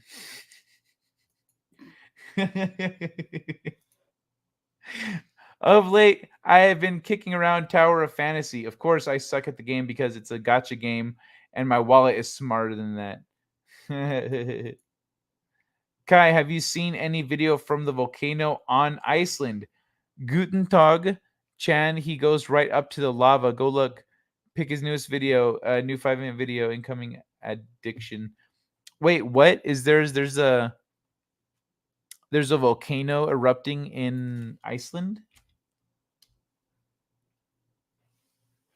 Here, let me see. Boop.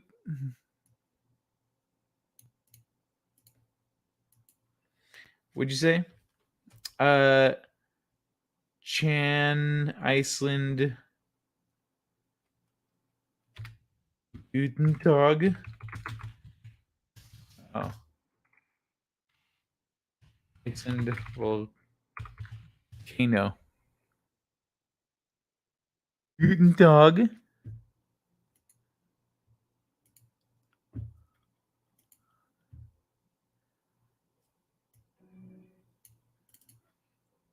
All right, so this is this be it. So yeah, that's Iceland right now, y'all. The mudfloods begin. Who is Catherine? Who is Jenny? The mudfloods begin. Catherine is currently with One Man Show, and Jenny is currently here with me. Who is Kai? What is Kai? Mara Diller. Hey, Slingshot. Yeah, good to see you, man. This news is not good, but it isn't anything I can't overcome. Yeah, good, Catherine. Good. We believe in you. Kai, I just clapped a moth on my laptop. Ah, go wash your hands. Because you can't like touch your face. Or like if you can't get the dust from a moth, in your eyes. You gotta, yeah. I don't know, that sounds whatever. Just go wash your hands. Fuck moths. Boomerang, aka blah, blah, blah. Boomerang, aka Tree's Revenge. Got another video game idea. Passive aggressive coworker. That is pretty wild, dude. That's a lot.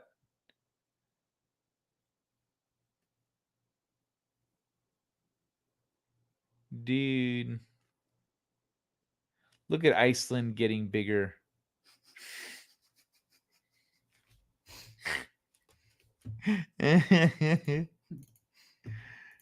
All right, let's look at the fuck you.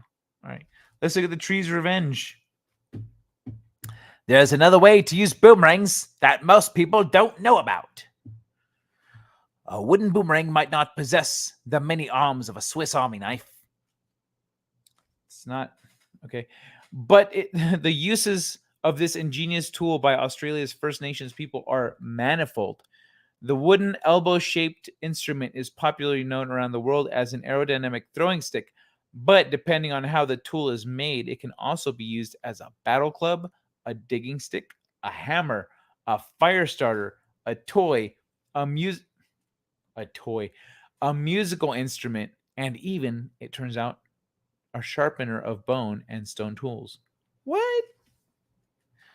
In a new study, researchers in Australia have shown that hardwood boomerangs are tough enough to be used even for flint, bone, and stone knapping.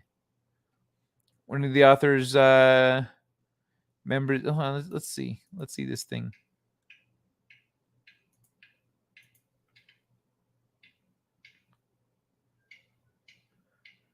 And she's whacking it with the boomerang. You see that, kids? That there's called research.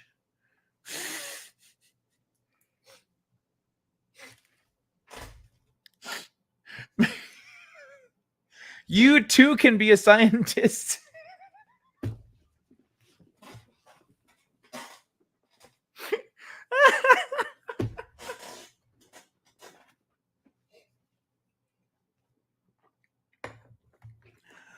Okay,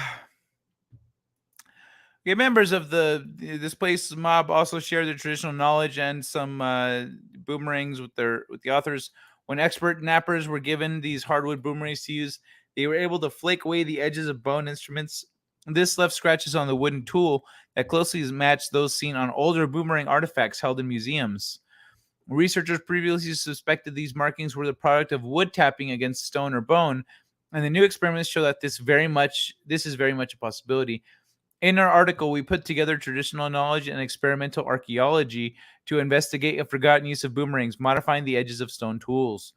Traditionally handcrafted experimental replicas of boomerangs prove very functional. The shaped stone tools are the first scientific proof of the multi-purpose nature of these iconic objects. So, yeah, there you go, y'all. Findings support the hypothesis that Australia's First Nations people regularly used hardwood boomerangs for retouching purposes. Earlier this year, some of the same research published the systematic reviews, scientific literature on boomerangs. Their analysis revealed that most previous studies have focused only on the aerodynamic properties of returning boomerangs and little else. Few other functions of the boomerang have been considered, despite reports of many different uses. Returning boomerangs may have become the most famous of the lot, but not all boomerangs are destined to fly back. Some are designed to fly straight and true. Very cool. May seem pointless to use wood against rock. Might have been humanity's first step in the history of flint and stone napping. Netherlands have used this technique. Neanderthals have used this technique as far back as 500,000 years ago.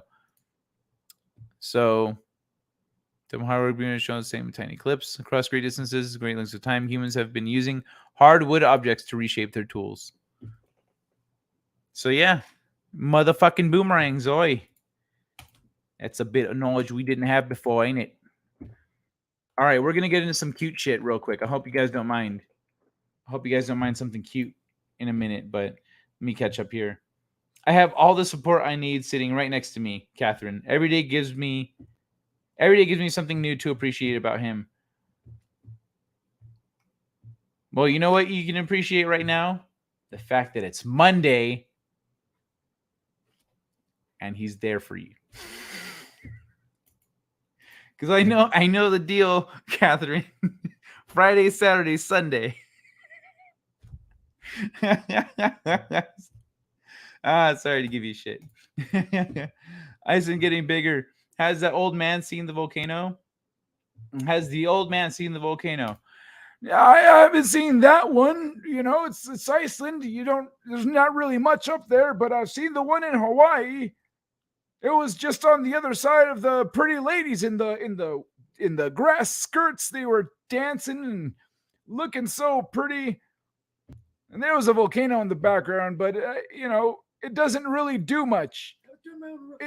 It doesn't dance around and look pretty. So, fuck volcanoes. Whacking a rock with a rang. Oh, to be an expert napper, sigh.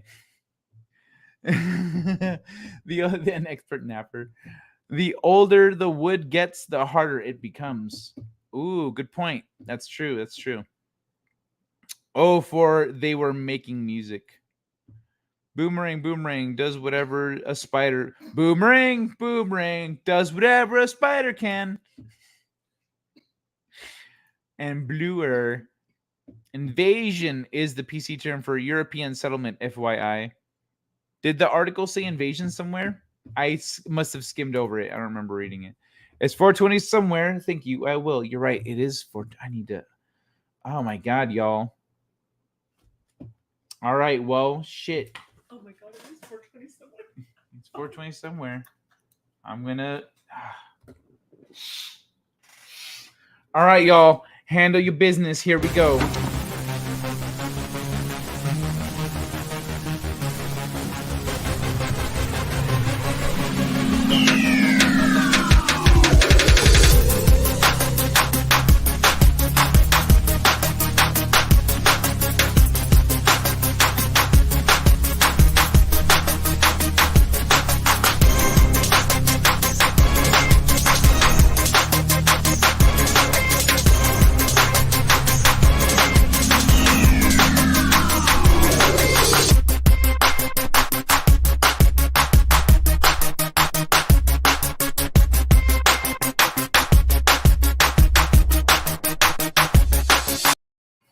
And I'll be over here. I was thirsty.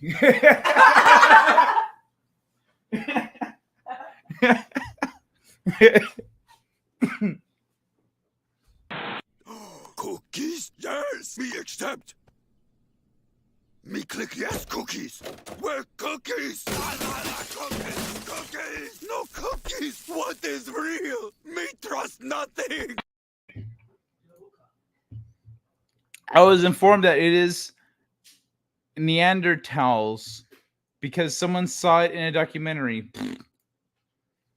If the kid used a boomerang, he wouldn't need a wall or a ball.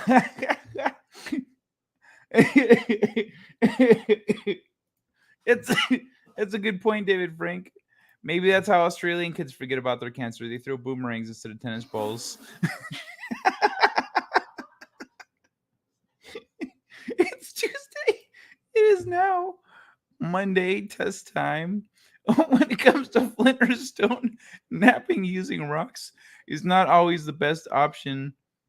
Animal antler is often used, deer in particular, but so is a hardwood and softwood depending on the circumstances. Yeah, but they're in Australia. You work with what you got. Fuck. Oh my god. But using a singular tool for stone napping or flint napping is silly. You can do it, but it's a lot more effort. Also, flint cuts like a bastard. And you can't throw it when you have cancer. And you can't throw it when you have cancer. Thinks it's Tuesday. Yes, I did choose those days. Being here now just shows how much he cares. Yeah, I agree. Catherine and one man, sweet. Yes, the older wood is noticeably harder. Catherine mixed with laughter. That's a good one, Catherine. It's not necessarily incorrect to use invasion, but it's a politically loaded term. Yeah, I agree. Invasion, no, it is incorrect to use the word invasion, because invasion is like an explicit movement to conquer and take over an area, etc. But like they didn't exactly go full force with like an army and like a whole like set up a bunch of like, I mean, they took their prisoners there. They used the continent as like a prison hellscape. They're like, oh, this place is terrible. Jesus, let's leave our prisoners here. Like, hey, so invasion isn't quite the right term. Old man Kai, calm down. Come with me. Kai grabbed the wrong cookie. Abated her aggravation in less than 20 minutes. I'd call that good work. Nice. Well done, one man show. A bit like calling all Europeans colonizers. It's a bit more complicated and nuanced than that. Yeah, right? Like, the Italians didn't colonize nobody. Did they? I don't think they didn't have it together like that. Thank God it was not tennis ball. Did you know that wall builders used asbestos and tennis ball factories using asbestos so the kids do get cancer? A little ironic, don't you think? Wow, that is ironic. Fucking Walmart, bro. They just don't stop. Can't believe this shit. The wall builders used asbestos and tennis ball factories using asbestos. That's fucked up, man. Sing like well, then again, kids aren't working the tennis ball factories, are they? Sing like Rocket Man, Chewbacca Man burning out his fuse up here alone. What? Sing like Rocket Man. Rocket Man, Chewbacca Man burning out his fuse. No, I don't know that song. I'm sorry. I know the song, but I don't know it well enough to know the rhythm of it. Sorry, man. Like Rocket Man. Good man. I can't, like, I can kind of hear it, but I can't. You know what I mean? Like, Beat a Roxo clown.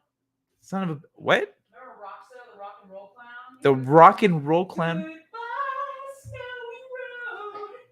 I do not recognize Roxo, the rockin' clown. I have never heard of a rock and roll clown in my life. Rocket Man, Chewbacca burning out his fuse up here alone. How'd I do? I guessed. I counted syllables and just went for it. Well, thank you, Smith Blink Blink. Laszlo Banaflex. How you doing, man? Walmart will be open in hell. All you have is Walmart in hell. That's all. That's everything you need to buy is in the Walmart. You're like, hey, where can I get some blunt wraps? The Walmart. Where can I get a lawnmower? The Walmart. Where can I get a toothbrush? The Walmart. Where can I get some food, groceries? The Walmart. Where can I get, fucking like a spiky a strap on with like spikes coming off of it for this guy I got to torture. You go to the Walmart. You're a demon. You've lived here your whole life. You don't know what I forgot. Sorry. Okay. Invasion is also actively hostile. It reminds me of the pineapple up the butt for in Little Nicky. Invasion is also actively hostile. Early relationships between indigenous, yeah, true. Also, yeah, invasion is actively hostile. Early relations between indigenous Australians and Europeans weren't universally negative. The activists are shit stirring. Dude, I was recently watching a video that was talking about kind of some broader reaching, encompassing historical misrepresentations, let's say. And the dude mentions about the way slavery is portrayed here in the United States. And I even never even questioned the narrative of it, but I didn't realize that indentured servitude was a very large part of the system. Now that's different. Indentured servitude is different. That means you're there willingly and you're working your way up to and out of where you're at. No, out of where you're at and up to something else. So I need to look more into in more detail, because you look at some of there's been a cover up also of a lot of royalty in England being darker skinned than is advertised. So shit's crazy. A lot of our history, man, a lot of our history is lies. Nice to meet you, retired stunt woman here. You haven't met Eve before, stunt brat? Captain Ty Lord Spock. You got the tennis ball earlier, right? Good day, Aiken.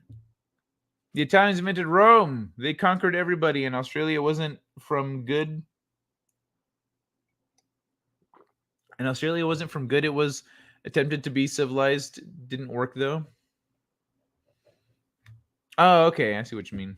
Yeah, too many poisonous animals. Just do spoken word Rocket Man like William Shatner.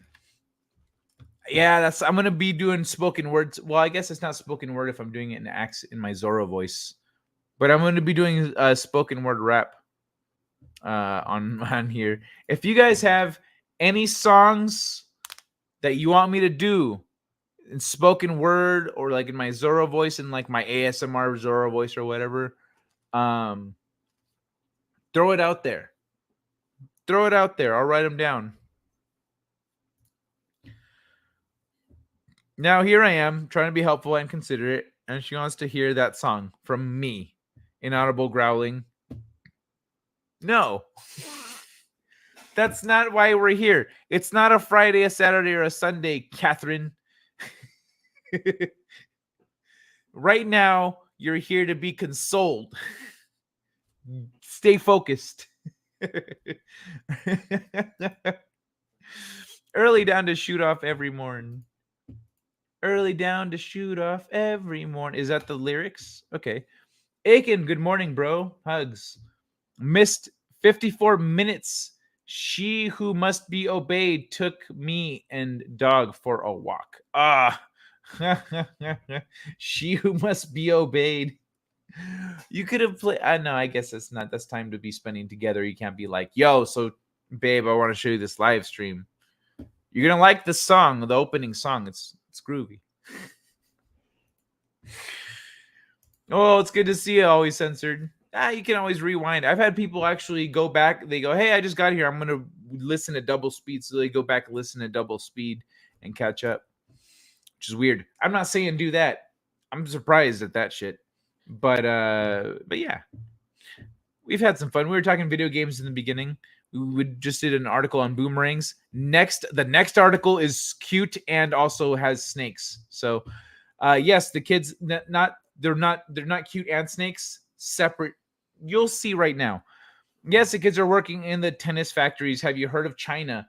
Oh, of course. China strikes again. Dr. Roxo and the rock and roll clown. Kiki. Yeah, I do cocaine. Is this Bush? So you recognize Roxo. Okay. Metalocalypse, Roxo. Oh, okay. It's for Metalocalypse. The rock and clown. He does cocaine. Okay. I haven't seen that one. Or I haven't seen Roxo on Metalocalypse.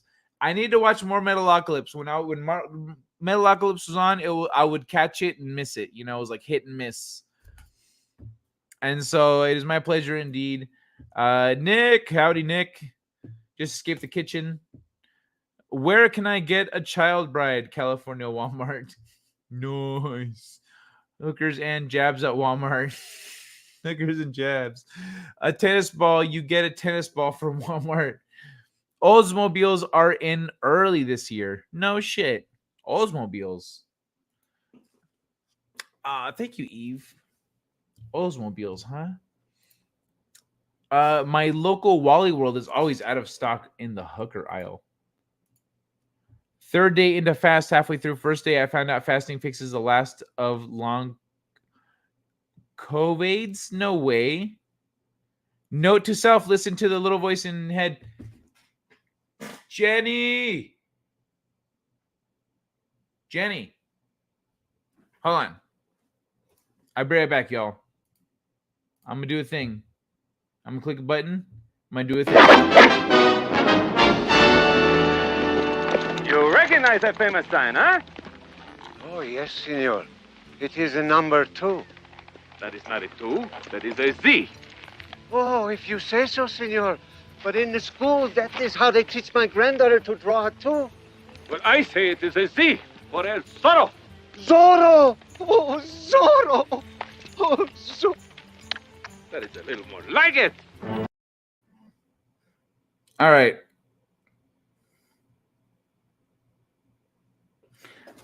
All right. I will pass that along. That is good to know. So third day into fast. Halfway through first day, I found out fasting fixes the last of long COVIDs. Are you sure it fixes the last of long COVIDs? Or is it or because I know it like flares up and it goes away, and it flares up and it goes away. Is it that, or like can you tell the difference? Yeah.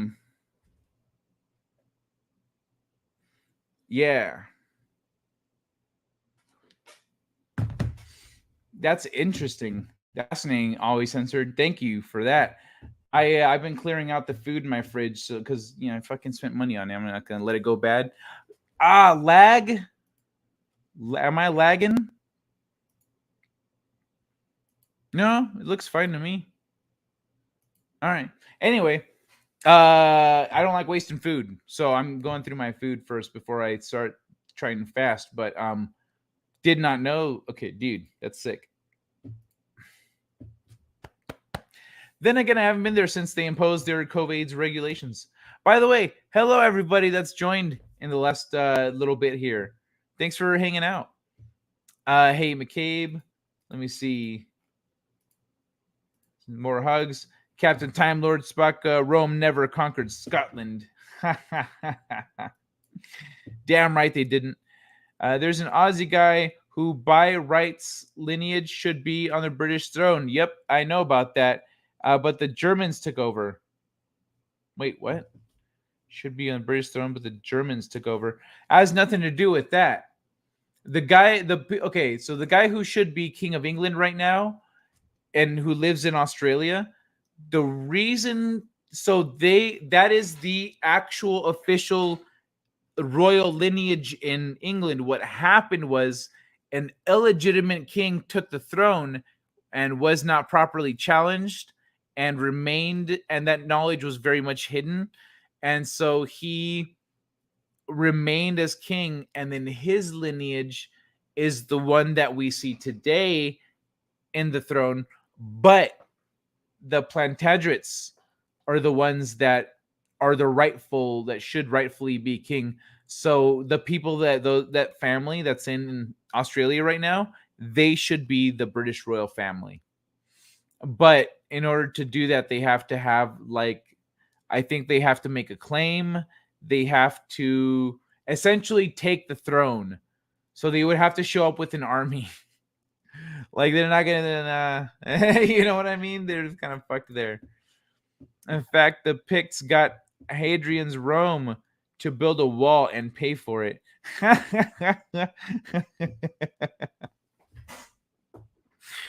That's fucking great, dude.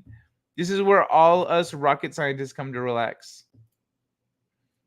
There's also forced indentured servitude. That means you are not there willingly. That's true. There is also forced indentured servitude, but like, didn't that usually come as an option to going to prison or whatever? Sam, my second favorite film of all time is Australia, like 2004. Did you see it? How come when I do edibles, I have to take responsibility for it? It's fully on me and not at all on him. Catherine. Okie dokie. One Man Show has not really given us very much, Catherine. Kaya's funny at double speed. Oh, but at normal speed, I'm just How come when I do edibles, I cough and get dry mouth? That's we usually people do that. That happens when you smoke.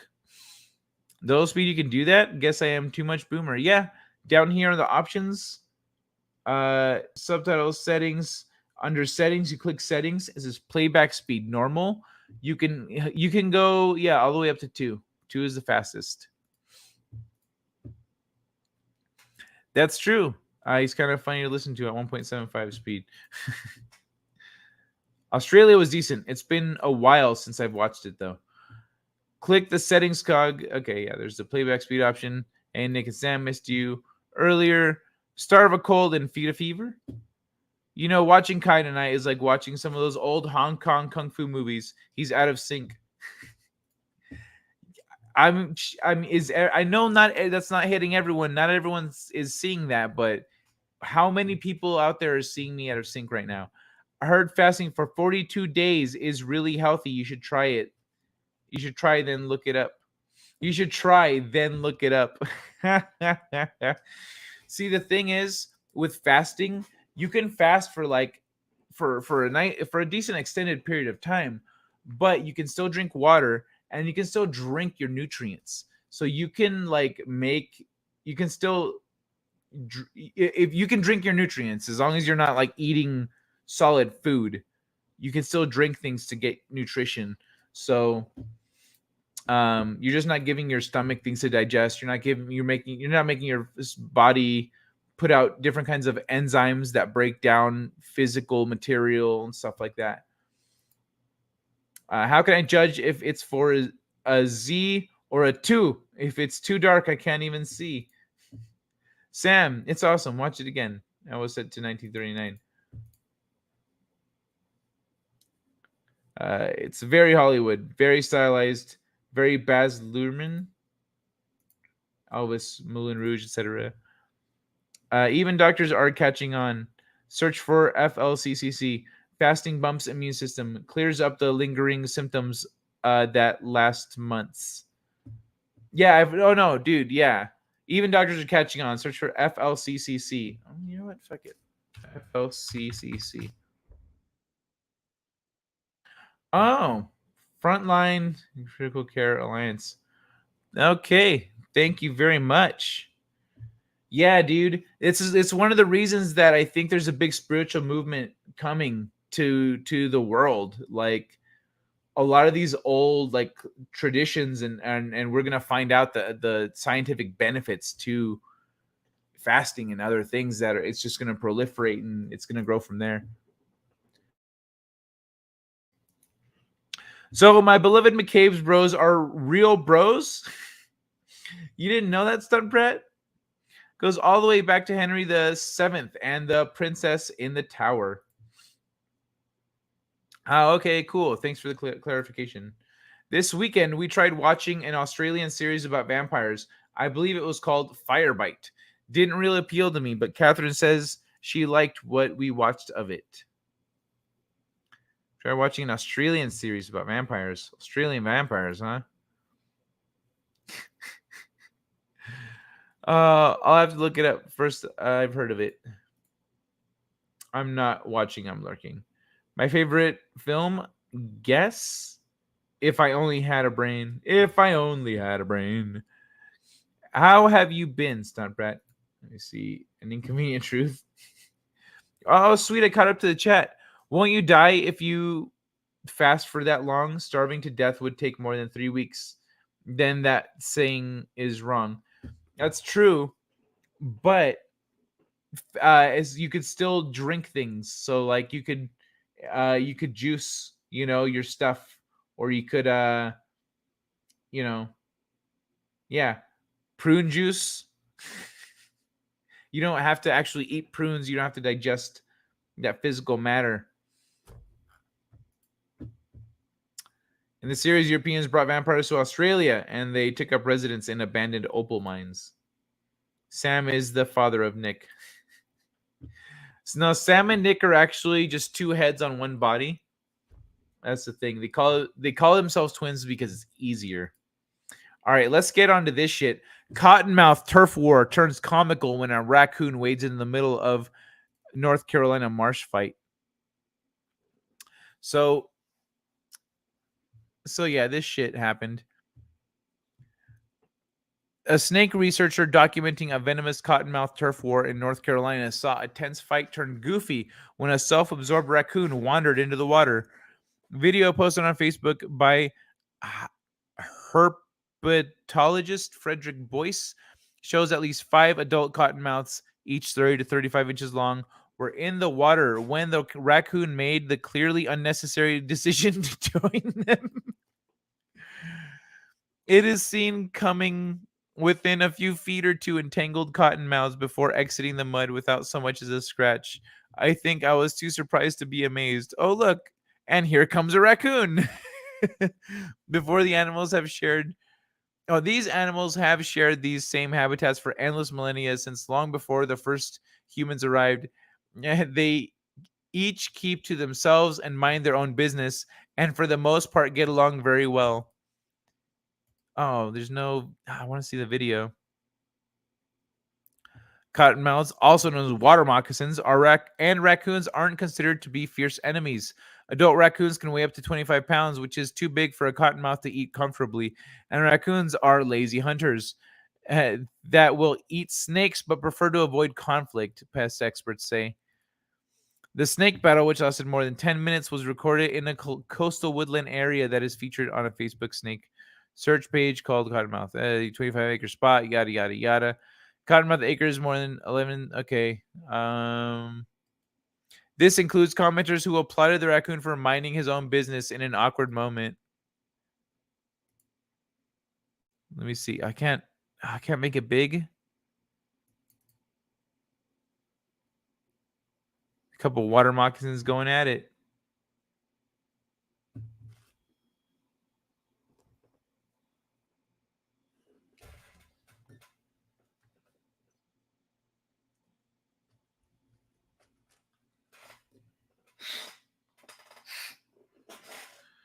Okay, I'm waiting for the... Hold on. Where's my...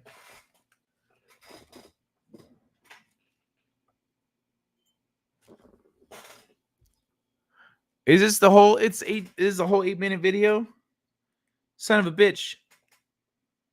It doesn't even look like... It doesn't even look like they're fighting. Okay, hold on. Where's the...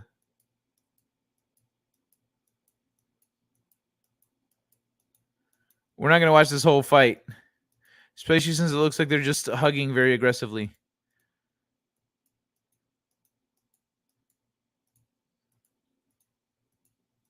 I'm going to aggressively hug the shit out of you, bro.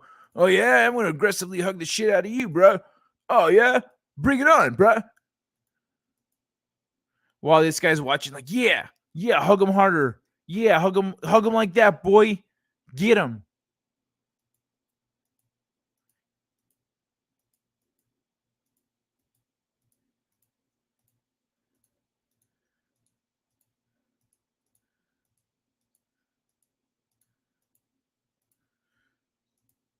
Where the fuck is the raccoon? Yeah. Of course, it's like near the end.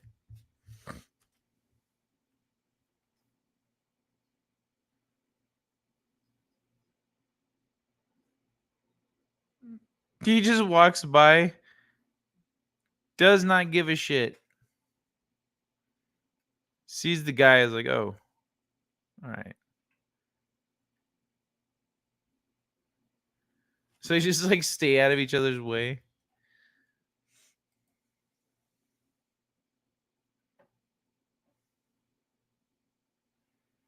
Male dominance wrestling is often used to win females during the breeding season, but they will also wrestle over food, a bit of desirable real estate, or perhaps just an overabundance of testosterone, he says. Oh, so they could have been fighting. So this other one that's watching over here on the side could be that chick that's like, yeah, get him. Yeah, fight for me. Oh, this is fucking hot. Let me see. What did I miss? All right. Kai is funny at 0.5 speed. So I'm funny at every other speed. What's up, Jedi Bill? How you doing, man? Congratulations on 1,500, dude. Nick and Sam, thanks for responding. Yeah, not a fan of Moulin Rouge. Please, that's not how digestion works. Liquid or solid, even water, you have to digest the same process. You do need different, like your body does release different, what's it called? Different chemicals based on what you're eating. So, like, that's why it's not, I mean, you technically shouldn't you shouldn't eat salad before eating your main course, because then your body just doesn't start putting out stuff that's going to really digest everything as efficiently. So there's I could see, the technicalities there, but working that way. But hold on, let me get this off. I'm talking in chat. Herpetology is study of snakes. Really? I thought it was a study of herpes. Oh, hey, Milton. That sounds intriguing. I'll give it a look. My favorite juice is penguin juice.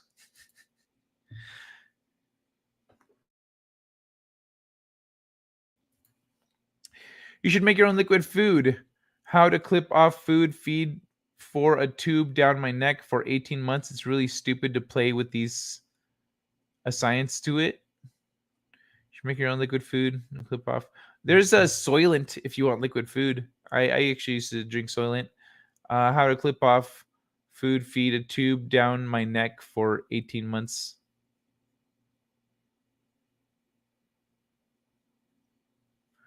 Tube down my neck for 18 months. It's really stupid to play with these science to it. I'm not sure if I follow that, buddy. Jeff the Raccoon had a bad day and did not give a fuck. Yeah, he's trying to get home from work, right? Mario Fernandez, what did I just tune in to see? Icky snakes? Yeah, it was a raccoon not giving a shit. Kitty Bear. How you doing, Kitty Bear? I saw you pop in after the stream ended on Friday, I think. Like the outro was playing in your Agadan, everybody else like, where the fuck was Kitty Bear? Dude, that's the same when they mate. Ahoy, Mario. And you thought the giraffe fight was boring. The giraffe fight wasn't boring. These giraffes in their big necks, and they're just like, boom. Who fights like that? Pirate Ghost. Wife won't let me fast for real. I still get dinner, no breakfast or lunch.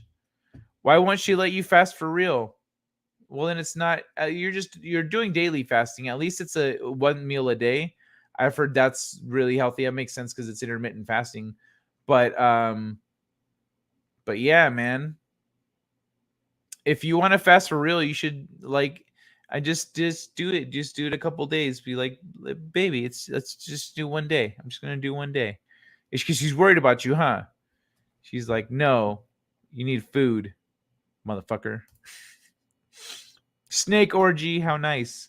Are those rattlers? No, those are water moccasins. Raccoon, cottonmouths is another name for them. Raccoon catches Florida man syndrome, expert to be amazed. Fortunately, raccoon survived it. Since then, it has been harvested for vaccines. Hugging aggressively. All right. The next one. Okay, grapes. This is the grape story. Are y'all ready to get graped? So, eating grapes can extend your life by 5 years and reduce Alzheimer's risk. Fuck you, grapes, really? Since when?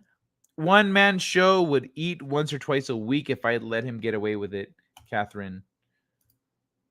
Well, you know what? One-man show would very quickly develop spiritual superpowers, and then what, Catherine? Spiritual superpowers that he doesn't believe in and would be too humble to accept. He'd be like, no. And then the spirits would be like, yes, you can't say no. You have the powers. And he'd be like, now give them to someone else. That's not how it works. We just call them danger spaghetti or nope ropes down here. Nope ropes, danger spaghetti. Yo, Sam. So I was watching a thing. Hold on. Fucking strangely zombie vampire looking guy. Give me a second here. Give me a second. Okay, so I was watching a Veritasium. That was it. It was Veritasium. I was watching a Veritasium video about poisonous snakes and antivenom. And he went to a place in Australia. It was like a building where it was a facility where they have all the most poisonous snakes in Australia. Or they have, I think, every poisonous snake in Australia there. And they keep them in a little cage and they pull them out and they milk them to make anti-venom. And then that anti-venom gets sent throughout the country to treat snake bites. But the snakes there are 10, 15 times more poisonous than in the wild because they're getting drained every day. Every day their glands are getting drained, and so what they do is they'll try to get them to bite. They'll use their finger as bait straight up, and the snake will go, "Fuck you!" And then they move their finger, and it bites onto the cup, and then they make it drain all its poison or all its venom. And so because it's ejecting venom, on a not a daily basis, but on a semi like a weekly basis, let's say, instead of out in the wild where it might once in a while it has to do it, since it's doing it on the regular, its body is accustomed to producing more venom. So they're already really poisonous snakes that are now producing way more venom and injecting all that venom when they bite people. So they're way more deadly than the actual snakes you're going to run into in public or out in public in the wild. But that's probably also better for actually making the anti-venom because it makes it more effective. They have to use less of the venom to make it. So that was pretty fascinating, man. That's all. I was watching this whole shit on snakes, man. Fuck that. Fuck snakes. Killer spaghetti ropes. All right. Takes 3 days of resting. No, sorry. Takes 3 days of real fasting to kickstart immune system. This way will take longer, maybe. Yeah, you do need, like, maybe if you are able to do that at all. But yeah, man. So what's always censored? Tell me about the fasting. Like, are you intending to do like just water and no food or no anything, or are you going to take pills, like nutritional pills to supplement, or like, or what are you doing? How are you doing the fasting? Because this isn't advice for anyone. You need to go talk to your doctor, your nutritionist, look up your own shit. But always censored. What's your approach here? Drinking fermented red grape juice does wonders too, Kai. You mean wine? Yes, we were talking about wine earlier. My comments will probably make sense now. I'm taking a break from video games. Oh, okay, cool. That's right. You were playing games. That's why I was like, what the fuck are you talking about, man? It's pretty wild. Can't remember when was the last time someone dies of a snake bite in Australia. It's because of this fucking guy and all those snakes, bro. He actually got bit recently. I mean, when he did the video, maybe not recently, but he's got bit once or got not bit, but nicked. As they were putting a snake back in its cage, he got nicked, and just like a tiny little scratch. It wasn't even like a fully penetrated bite. They just nicked like his arm or something. And he had to go to the hospital. He was in the hospital for like a week. Because it nicked his arm. It didn't even bite him. It nicked his fucking arm. and he got fucked up from it. So that's why no one dies of snake bites in Australia. Sam, I'm back. Have you guys filmed in Oz? In Oz? Filmed? What do you mean filmed? What are they filming? All right, let's go back to this undead looking motherfucker talking about health. New study adds a new dimension to the saying "You are what you eat." Worried about your health? There's grape news for you. I'll let that one slide. A study published in the journal Foods has found that grapes can have numerous positive health impacts. Grapes can reduce your risk of Alzheimer's disease and fatty liver disease, and can even add 5 years to your life. The study was performed on female mice that were fed high-fat Western pattern diets, with half of the mice receiving grape supplements. Scientists then compared the brain, liver, and metabolic health of the two groups. Antioxidants found in grapes can reduce the risk of Alzheimer's disease by improving neuron function. The study also found that the grape supplements extended the lifespan of mice. The grape supplements were also found to boost metabolism and reduce the risk of fatty liver disease. Fatty liver disease is a growing health problem in the Western world due to poor dietary consumption. It can lead to cancer or liver failure and is often linked with Alzheimer's. Okay. That's nice. So grapes, just mix some grapes into your diet. Study co-author and dean of the College of Pharmaceuticals and Health Sciences at Western New England University, Dr. John, this guy told The Sun that grapes can change the expressions of genes and add an entirely new dimension to the old saying, "You are what you eat." If you change the level of antioxidant gene expression, as we observed with grapes added to the diet, the result is a catalytic response that can make a real difference. Okay. Very cool. So that's why grapes can actually significantly improve your health. That's awesome. I have grapes right now. I bought some recently. I still love chocolate, but grapes are awesome.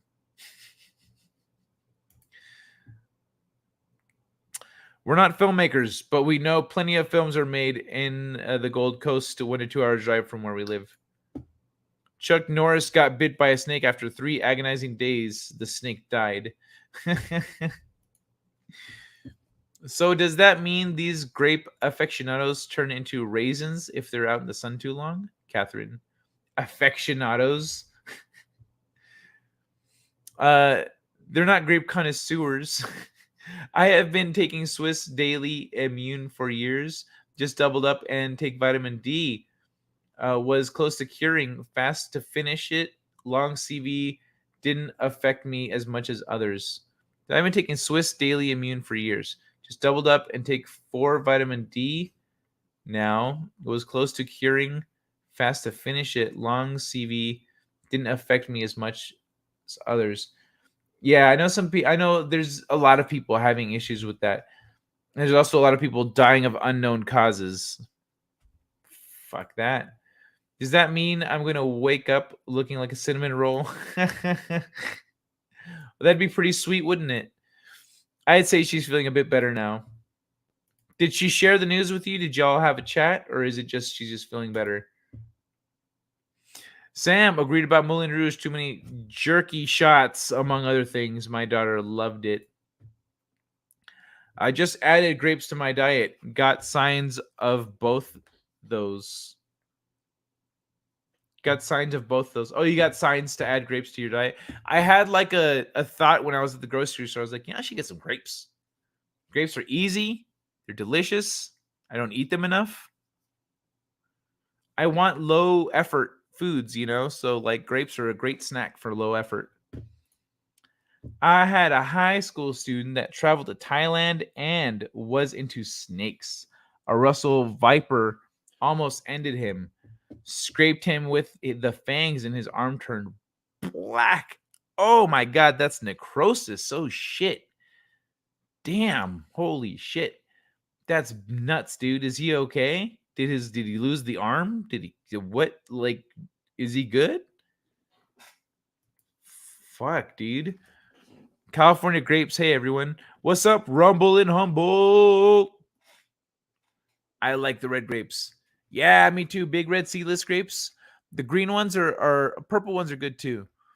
Like the green ones are a little sour. The green, let's be real, green grapes are a little sour, but they're all right. I like if I'm gonna eat green grapes, I need to have like a mixed bowl of like green with another color. Because then I can go back and forth. I go, okay, I've had enough green grapes. Let me get a purple, red, whatever, and then green again. But I don't know. That's just me. So I do my grapes. We're discussing it. Lots of self-reflection on her part, how it happened, why it happened, karma striking back, that kind of thing. Okay. He survived. He found a new hobby. I prefer green grapes, but not when they're going for $5 per pound. Jesus, that is too much. Pound of grapes, though. How much is that? Someone asks, what do kids with helicopter parents look like as adults? Here are 30 illuminating answers. Oh, shucky ducky. All right, what have we covered? Boomerangs, grapes, helicopter parents. Okay, right, helicopter parents. We still have sandwiches. You know what? Let me find the sandwiches one first. So let's follow up grapes with sandwiches. And then we'll get into the helicopter parents. Why subs taste better from a deli than at home? Look at that shit. Interesting. Have you ever had that thought? It tastes better when someone else makes it. It's true. It's a real thing. I'm fine with grapes as long as they're mashed, fermented, and served to me in a goon bag. What's a goon bag? Kai, gotcha. Unknown cause right here. Haven't drank white grape juice in a while. Wine is grape concentrate. Extra good for you. Got fatty liver and forgetting everything and forgetting thing. Yeah, actually, wine is good for you because it's that's why one of the reasons that they say having a glass of wine every night is healthy. Because of the antioxidants and stuff,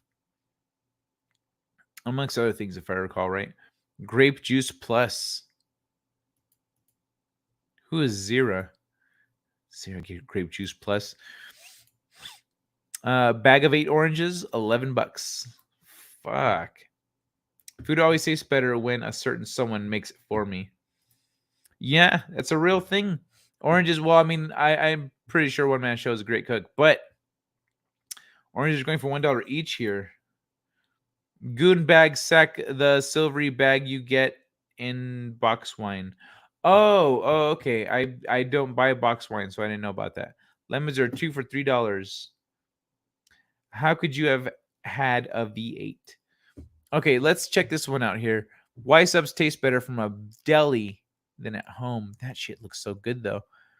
Is there anything more satisfying than a well-made sandwich? From the moment your teeth sink into the crusty bread, your taste buds delight in the salty, cold cuts and the refreshing tang of vinegar-splashed veggies, aided by a smooth oil-based condiment that blends the flavors together. According to science, sandwiches do taste better when someone else makes them. Writing in the New York Times, noted psychologist Daniel Kahneman points to research done at Carnegie Mellon that showed the process of thinking about specific food like you would when making a sandwich actually satiates hunger, leading to less enjoyment when it's time to eat.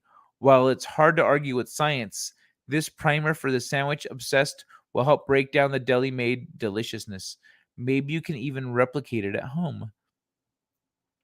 Great sandwich starts with good ingredients. Like any good build, it begins with proper construction. Wait, what is this about making sandwiches? Chewy delis have okay. According to food vlogger, this guy, a great sandwich starts with great bread, soft but chewy and able to withstand moisture from the vegetables and any sauces added. Delis have access to loads of different breads for their diverse menus of Dagwoods and pick it based on the type of sandwich. Think about it, sub rolls for hearty constructions, rye bread for classic pastrami, or simple white bread for PB&J. Oh, that's a good point. Chefs at this place tell Bon Appetit they hollow out the bread a little bit because no one wants a bread sandwich. That's awesome. hollow out the bread a little bit. Hell yeah, make more room for the stuff you actually want. According to Chlebowski, some sort of fat-based spread is typically used on the top of the bread slices that bookend the sandwich. This could be mayo or a coating of olive oil or even butter. Using fat as a base protects the bread from any watery items like wet vegetables or soggy meats such as tuna. I didn't know that. Using fat as a base protects the bread from any watery items while also adding important lubrication. While fats aren't as flavorful as something sweet or bitter, they amp the flavors of herbs, acids, and meats. Earth Sky explains. According to Bon Appetit, restaurant sandwiches feature mayo mixed with things like herbs, a splash of citrus, and even soft and spreadable cheeses. Deli sandwiches have a solid construction. Let me check this here. Give me a second here. We'll get back to sandwiches.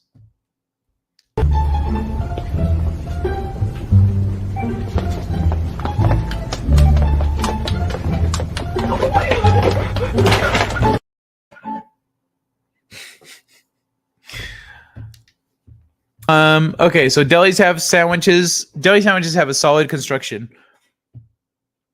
True. When considering meat combinations, delis go with ones that taste great together. Claims vlogger this guy again. A more delicate flavored meat like turkey can get lost by the robust flavor of something like salami. This deli pays attention to how meat is sliced as well. Items like flavorful capicola are cut thin, while more muted meats like roasted chicken breast can be thicker. To really bring your at-home sandwich game to deli levels.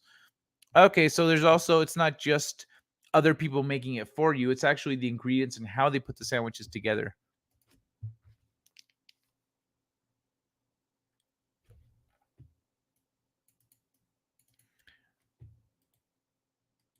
Okay, so similar to matching meats, the flavor profile of the cheese is also important. A spice of pepper jack, I love pepper jack, will liven up boring cold cuts, while American or Swiss cheese is great for heated salamis because of their excellent melting properties. Okay, deli sandwiches are well seasoned. Enhancing the flavor of the veggies with salt and pepper is also solid deli hack. Under seasoning things like lettuce, tomato, and onions does a disservice to the sandwich, no matter how salty the meat. This guy suggests adding a layer of chips to sandwiches to get that salt. Add chips to it. What? Okay. I think crunch adds an irresistible texture. I have never tried that. Has anyone here tried adding chips to your sub? According to these people, delis ensure that the lettuce, tomato, onions, and so forth are fresh as breads are layered on, etc. Noting the flavor can be replicated like pickles. Stacking the veggies. Eateries keep sandwich construction in mind. Slippery items like cut tomatoes or cucumbers can cause the sandwich to literally slide apart. Yeah. When people don't know how to make sandwiches, that's what happens. This place layers those in with more textured greens like arugula.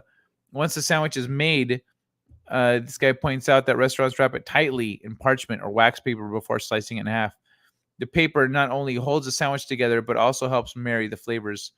While science dictates delis made will always taste better, maybe these hacks can help up the ante on homemade sandwiches, whether constructing a classic Italian sub or a banh mi. What the fuck is that? Okay. Interesting. So that's why subs generally taste better from delis. Who is Zira? Seriously? 7 News just popped up. Long COVIDs makes hair fall out. No shit. 7 News is Australian. Okay.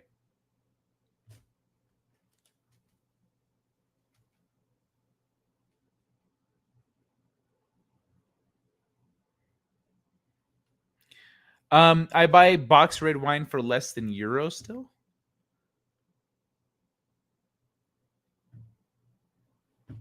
What? What? Bro, like, is it any good? Or is it That low tier shit. Is it that low tier stuff? Oh my god, dude. Hark at Kai. Thinks he's so much posher than the rest of us for not drinking box wine. Hey, but you know what, bro? I'll throw my wine in a blender because it'll make it taste better. Instead of using the thing to aerate it, the whole aerating your wine thing is bullshit. You know what it does?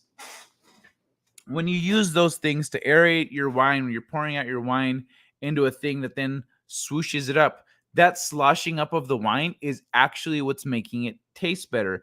What it's doing is it's really, what's it called? It's cracking out the tannins in there. So the tannins in the wine are cracking open, releasing flavor. And so what you can do is you can throw wine into a blender and just run that blender, bzzz, blend the shit out of that wine, and then pour it out. Watch it taste better. Watch it taste better. Trust me. Try like pour some out into a glass, then pour some into a blender, blend it up, pour that out. Try them both. See, and let me know what you think. Let me know what you think, Sam. Key to homemade subs: make your own bread. That's some pretty good advice. Tastes good if you don't make the sandwich. Make her mad. Making grilled cheese sandwiches for breakfast now. Nice. Just go outside and pick lemon. Got 1 lemon tree and 2 lime trees. Middle one grows lemons. Yellow outside, green inside, and tastes like lime but bigger. Ooh, that's badass. I want some lemons. I love Sammy's. Delis rock. Oil, mayo on the and the like are the water barrier stopping the bread from going soggy. Yeah, I never thought about that. I never thought about that because it's oils. They're oils. Oil and water don't mix. That's so fuck, dude. How has that not occurred to me before? Delis don't rock. They sell cold cuts for $10 a pound now. A pound? Boomer alert, got my cap locks on again. I want a lemon tree. Don't understand how anyone can like turkey. Tastes like wood chippings. Huh. Yep, I add chips. Humble in the rumble. I mean, rumble in the humble. You add chips. So that's a good move. Is that why all the sub and deli places have the offer chips with their meals? Okay, when I go to Subway, I always replace my chips with cookies. But maybe next time I go, I'll just get the chips and just drop the chips in the sub and see how that goes. Can anyone say heart disease in this article? Of course. Yes, chips as crisps are great in sandwiches. Eve, does that spider chick freak you out too? Lemon trees rock. My friend has one and just planted a lime tree. Yes, ruffles with bologna on bread and mustard. Love it. Okay. Yep, was about to say that. Bologna and chips. Chip sandwich rock. Salt and vinegar is particularly nice. Did you hear my nervous laughter? I know who Zira is, Catherine.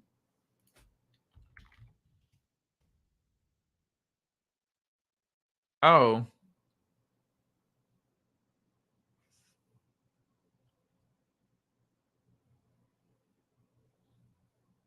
Wait, what? So Zero from Lion King? That's pretty obscure, bro. That's what comes up when I look up Zero. Lion King. The fuck you referencing Lion King for? Folks eat French fries or chips as a sandwich in Northern England. Sounds great, but I never tried. Might be red wine in a juice box. That's like putting French fries in burritos. Although that one feels a little unnecessary. I live in Spain. It's great. Nice. Might be red wine in a juice box. So you know all about how to make sandwiches. A California burrito has steak and fries in it. Oh, I just mentioned the California. There we go. Eve, the spider walker gal, freaks me out every time. You can't do that, Eve? You can't do that walk on your back like that? I can do that. I think. I don't know. I used to be able to as a kid. I should be able to still. You blended wine. That's really clever. Never thought about the process. I bet it's awesome. It's not like it makes it like a whole new wine, but like my buddy and I tested it with the shittiest low shelf wine that we could find. And it didn't like it turned it from oh my god, dude, we should have just spent a few more bucks and got something better to it's drinkable. It's like it's wine. It's not trash anymore. It's wine. So it was the same flavors, but it was more palatable. It was actually palatable. It went from being unpalatable to palatable. So a pretty decent wine. I'm not sure what it would do to that, but there you go, man. Throw that bitch in a blender. Spider Walk Girl is comedy gold. I thought the oil mayo thing was common knowledge. It never occurred to me. Never even thought. I always did it because of the flavors, but I never like put the two together. I'm getting hungry for fuck's sake. Chips in Australia refer to potato chips, crisp fries. Both are kind of good on sandwiches. No, Catherine, we aren't that old. They're just clueless. I don't know, bro. Zeros from Planet of the Apes, the original ones with Charlton Heston. Oh, yeah, I've seen those. I mean, I was really young. I don't remember anyone's names besides Caesar and Charlton Heston. Her name was Zira? Oh, okay. Cool. Cheap drinkable wine can't be beat. That's why you get yourself a blender. All right, let's move along from food and alcohol. Helicopter parents. Let's see what that looks like. Someone asked what the kids with helicopter parents look like as adults. Here are 30 illuminating answers. You've probably heard of helicopter parenting, an approach to raising kids where parents pay extremely close attention to the kids' lives before. Oh, wait, I'm sure. Wait, what? You've probably heard of it before. Okay. The chances are you may even know someone who had their mom and dad become overly involved in their lives. You may have experienced it yourself. And while helicopter parents walk a fine line between wanting what's best for their kids and making their childhood miserable, the practice is still rather common. Recently, someone on Ask Reddit drew attention to this topic and asked people, what do kids with helicopter parents look like as adults? The stories started rolling in one by one, and it's an eye-opening and thought-provoking read you may want to pull your seat closer for. So, there's the question. Dang, 9,000 upvotes. So, my older brother and I guess this is her, number one. Yep.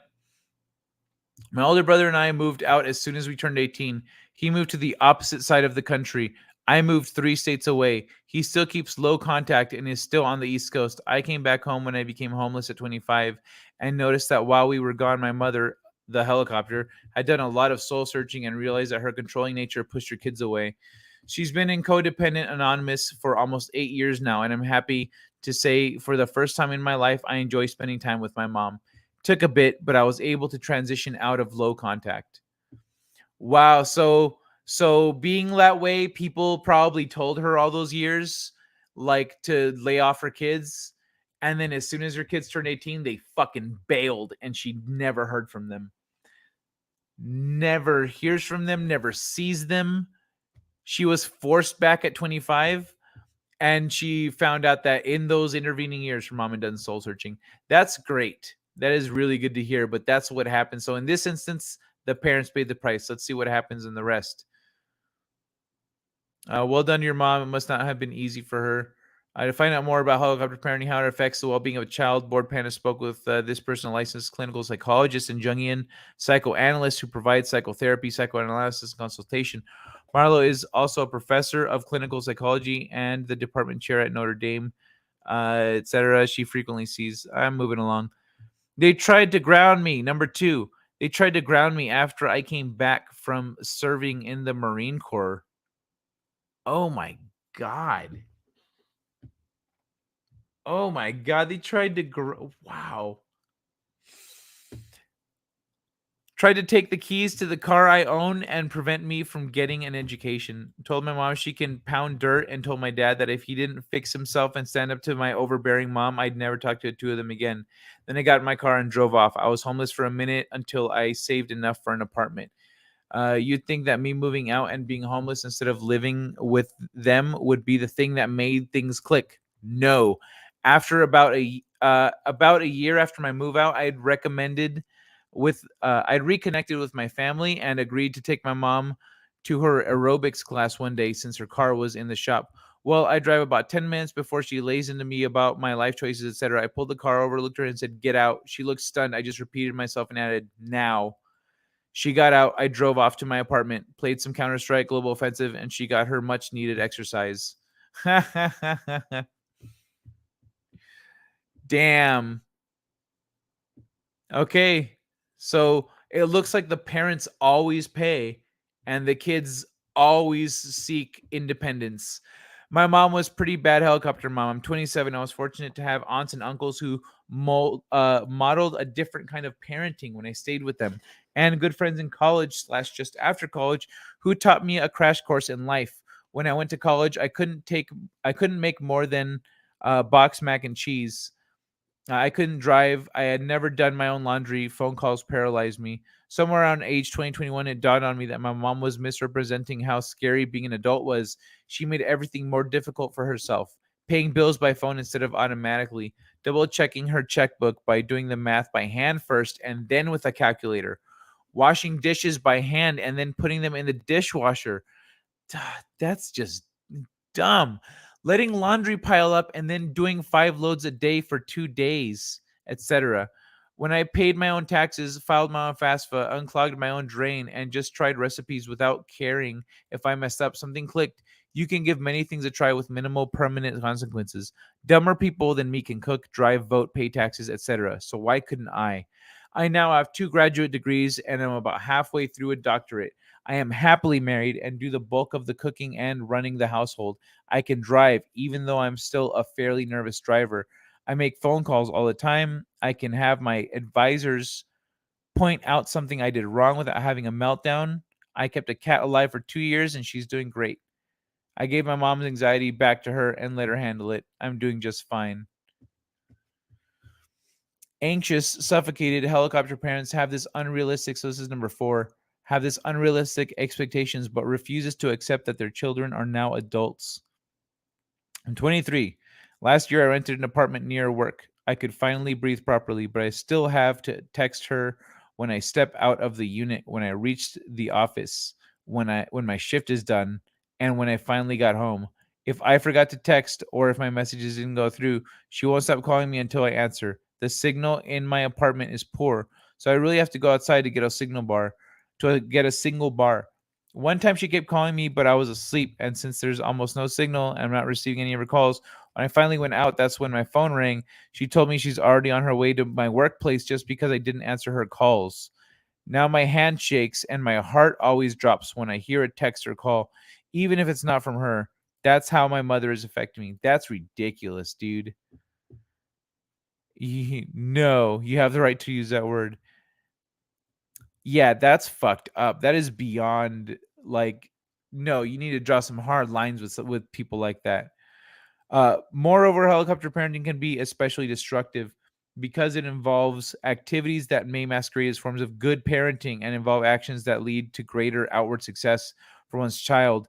She added that this can make it a hard style for parents to modify. According to the clinical psychologist, helicopter parenting involves actions which are seemingly on behalf of the child and their alleged needs. However, in reality, they more often are motivated by the parent's own anxieties, expectations, hope, wishes, and needs.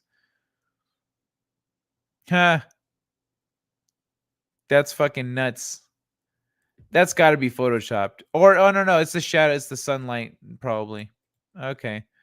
Number 5. Unwilling slash unable to make decisions. I didn't do that because nobody directed me to. It doesn't take a single step without getting specific approval from someone. No problem solving ability.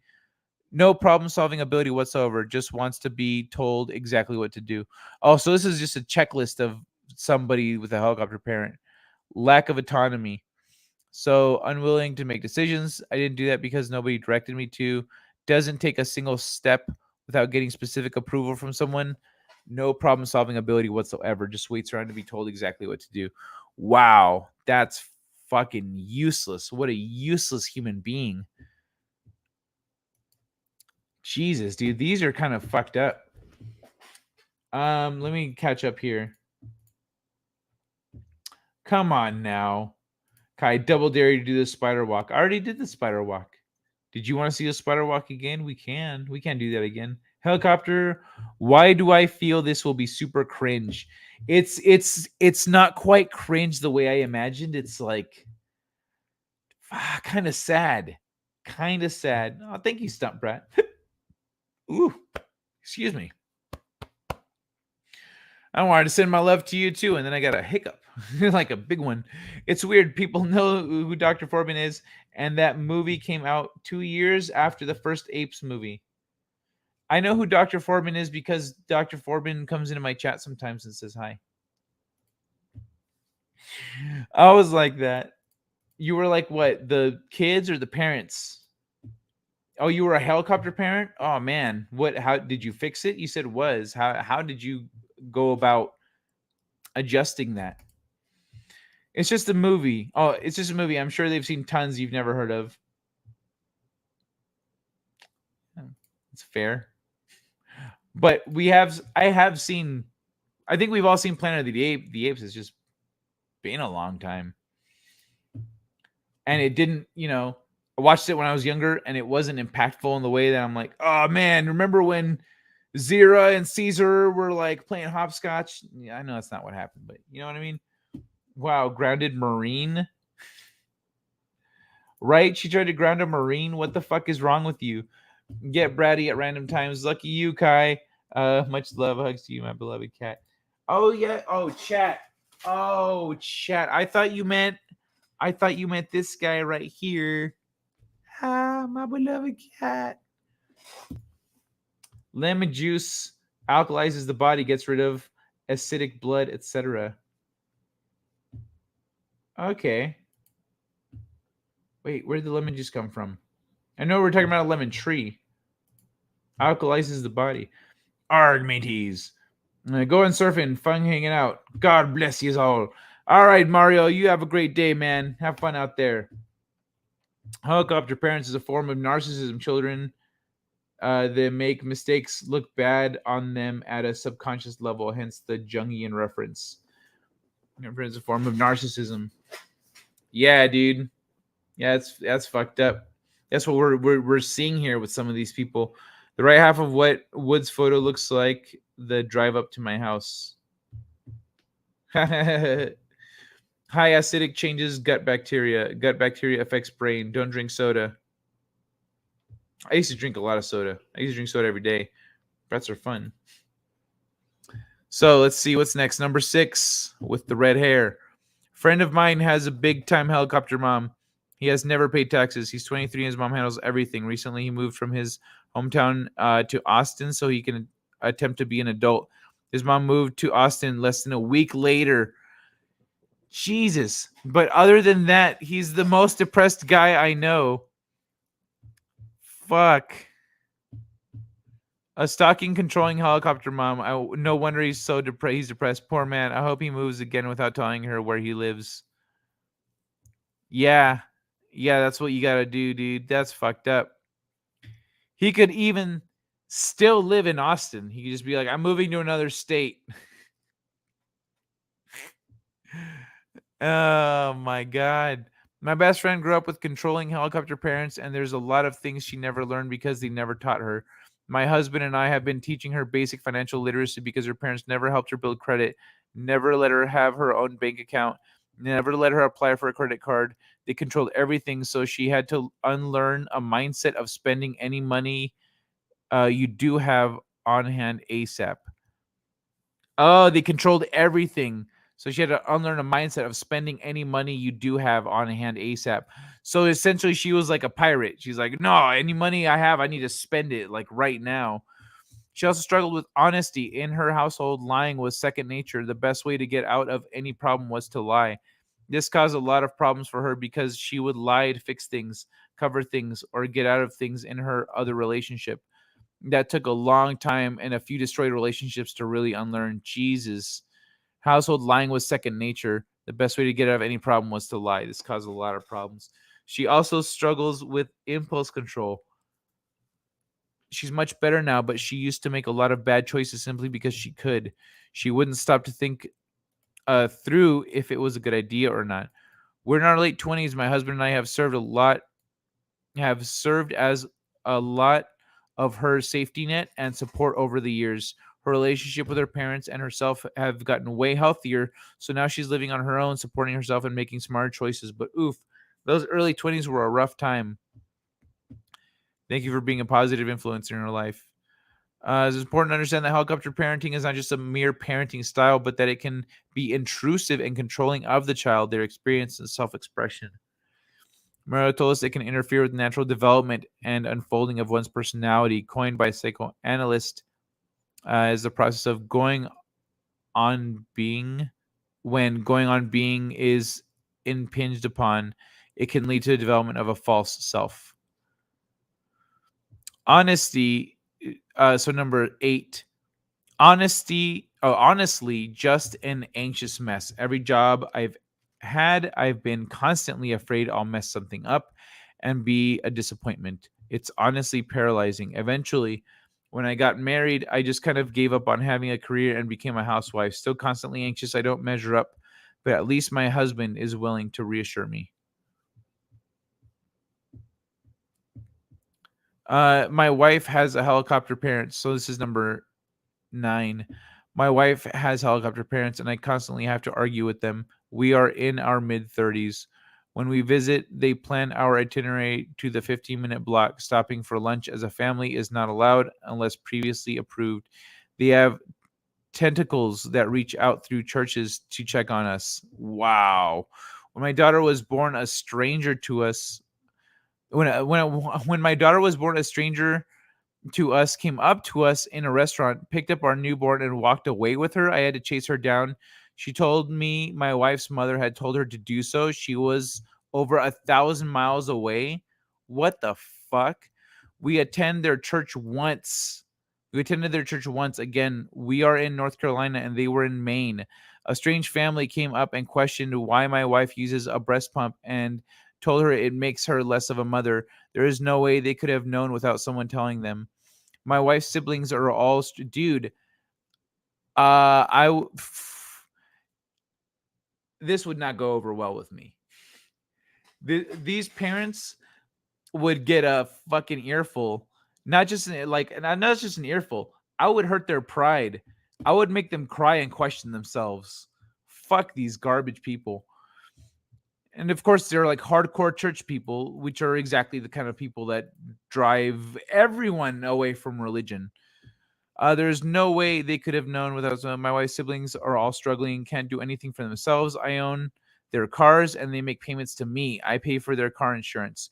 During one medical emergency while I was at work, the parents called their friends at church to go get my daughter and no one called me. When I finally heard from my wife, we didn't know where my child was. Grandma had control. That is fucked up, dude. I would get a restraining order. Get a fucking restraining order on those people. On them and anyone that goes to their church. Read the book, so number 10 says, read the book, The Coddling of the American Mind, and or the article in The Atlantic by the same name. Kids who were treated that way seem to have higher suicide rates and more depression, more anxiety, and usually poor ability to deal with conflict. Hence, the craze for safe spaces and cancel culture that is sweeping HR departments and universities the world over. That makes a lot of fucking sense.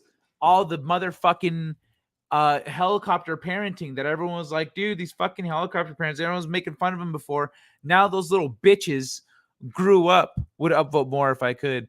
Now those little bitches grew up to be the ones that are strangling society right now with their insecurity and inability to. So all these whiny little bitches is okay. From now on, anytime I see a sensitive little bitch online, I'm just gonna tell them their parents are trash. I'm just going to trash their parents. That's it. And them, of course. But I'm going to trash I'm going to drag their parents' names through the mother. Well, go tell your mom that she's a fucking failure as a mother. Marla explained that, for example, helicopter parenting and quash dimensions of the child's personality and innate capacities and foreclose emerging influential experience by preventing or intruding upon the child's spontaneous behaviors, as well as by sending strong messages about who the child should be, which often goes against their being and leads to the development of a false self.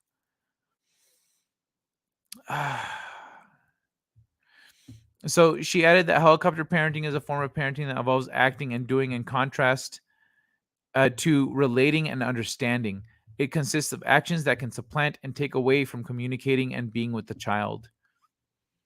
I dated a guy like this. I was 49 years old. He was 57. Resented his parents, always complained about them. He could not make decisions, so never made one. It was up to me to make all the dating plans. He was helpless in that he had no life skills. He was laid off from his mechanical engineering job and could no longer afford rent. So I took pity on him and let him move in with me. He could not cook or clean and expected me to do all that work for him. Even after all that, he started resenting me, probably because he was too dependent on me. I kicked him out. Now he's living with his parents. That was 4 years ago, and he's still there, still resenting them. I think resenting your parents at 57 is kind of a red flag. Yeah, a little bit. I have friends who resent their parents at 40, like they were rebel teenagers. It's like they are not adults when it comes to the relationship with their parents, even if any other aspect of their life, even if in any other aspect of their life they are. Yeah, no, I know someone that is well said. I know someone like that. That he resents his parents. We're too old for that shit. He's resenting his parents.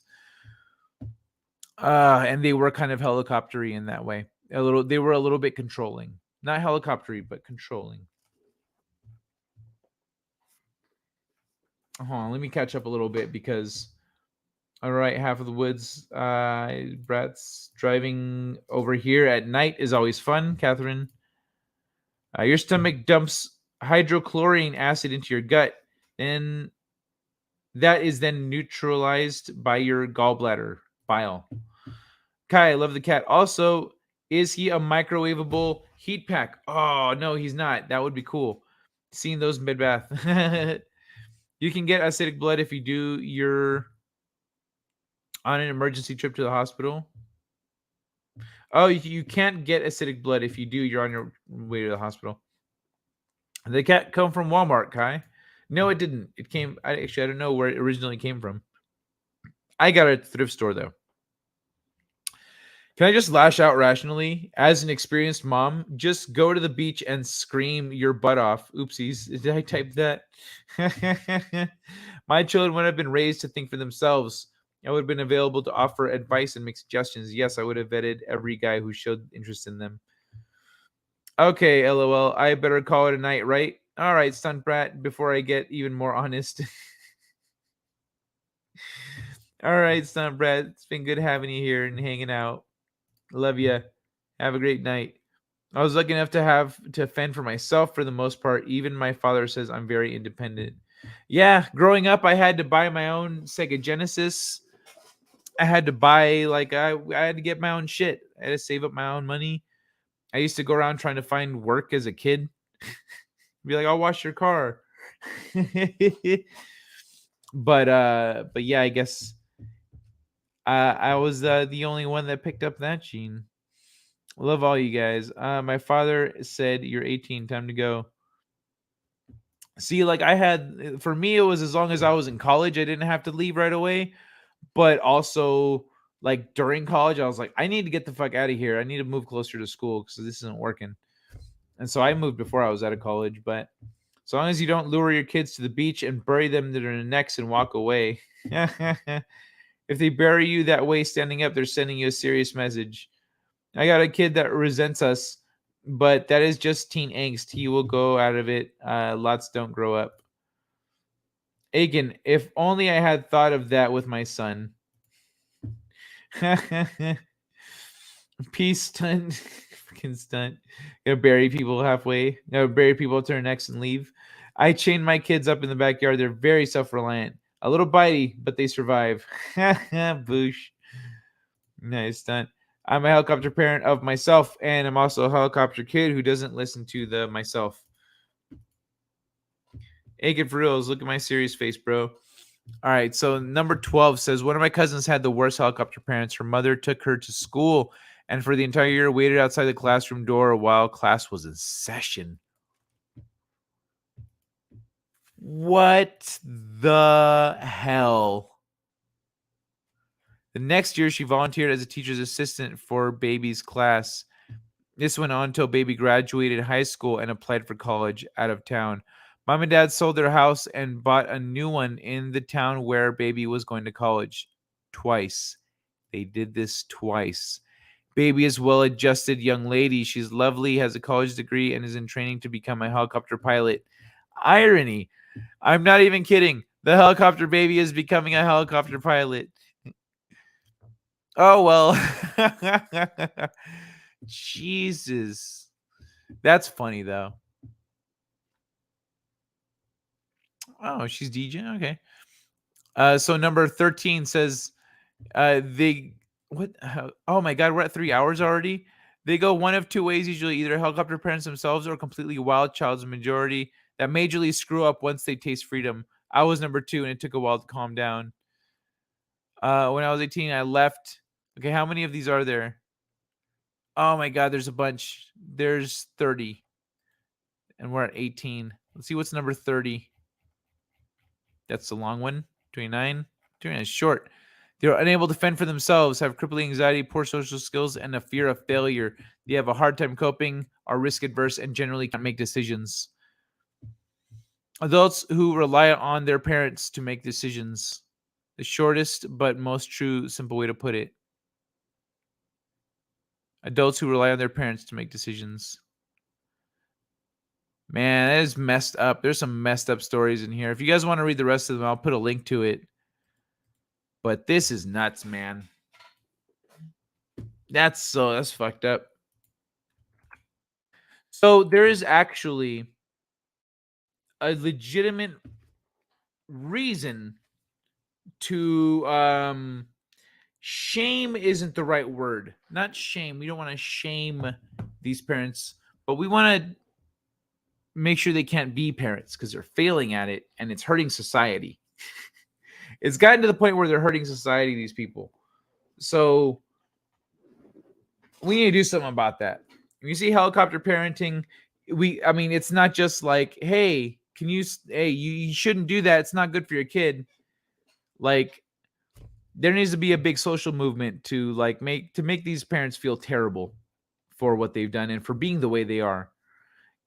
We should be making fun of helicopter parents and the stupid, pathetic things that they do just all the time. It should just be socially normal to make fun of helicopter parents. So then people that then exhibit those behaviors realize that they're being made fun of. If they go, oh, there's nothing wrong with that. And everyone goes, yes, there is. Anyone that does that is a fucking psycho and they're a failure as a parent. Oh, how can you say that? Simple. Look at every kid that's grown up with a helicopter parent, etc. Like, it should just be that way. Where's the hashtag for bully helicopter parents? Bully helicopter parents, clingy and scary. Yeah, hashtag bully helicopter parents. Good night, Snot Brat.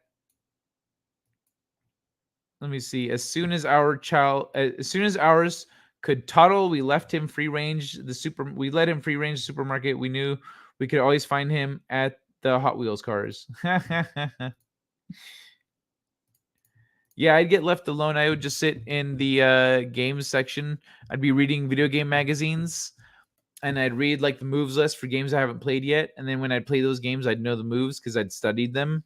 Because I was like, oh, if I ever play this game, I'll be able to play. So I'd actually study the moves. So I would know people's moves before I played the game. Mom, can you make me a sandwich with chips? Mom, where's the meatloaf?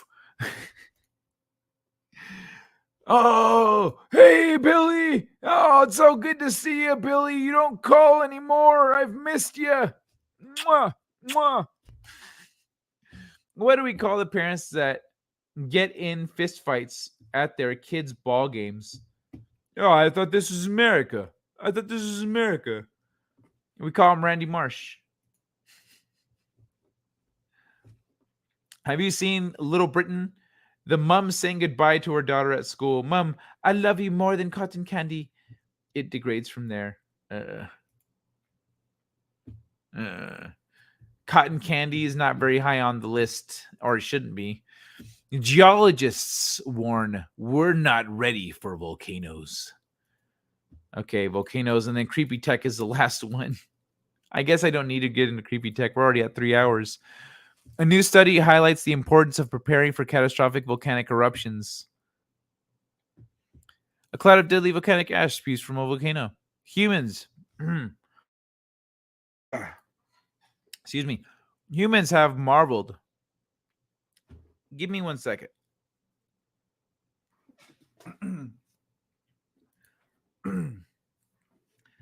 Sorry about that.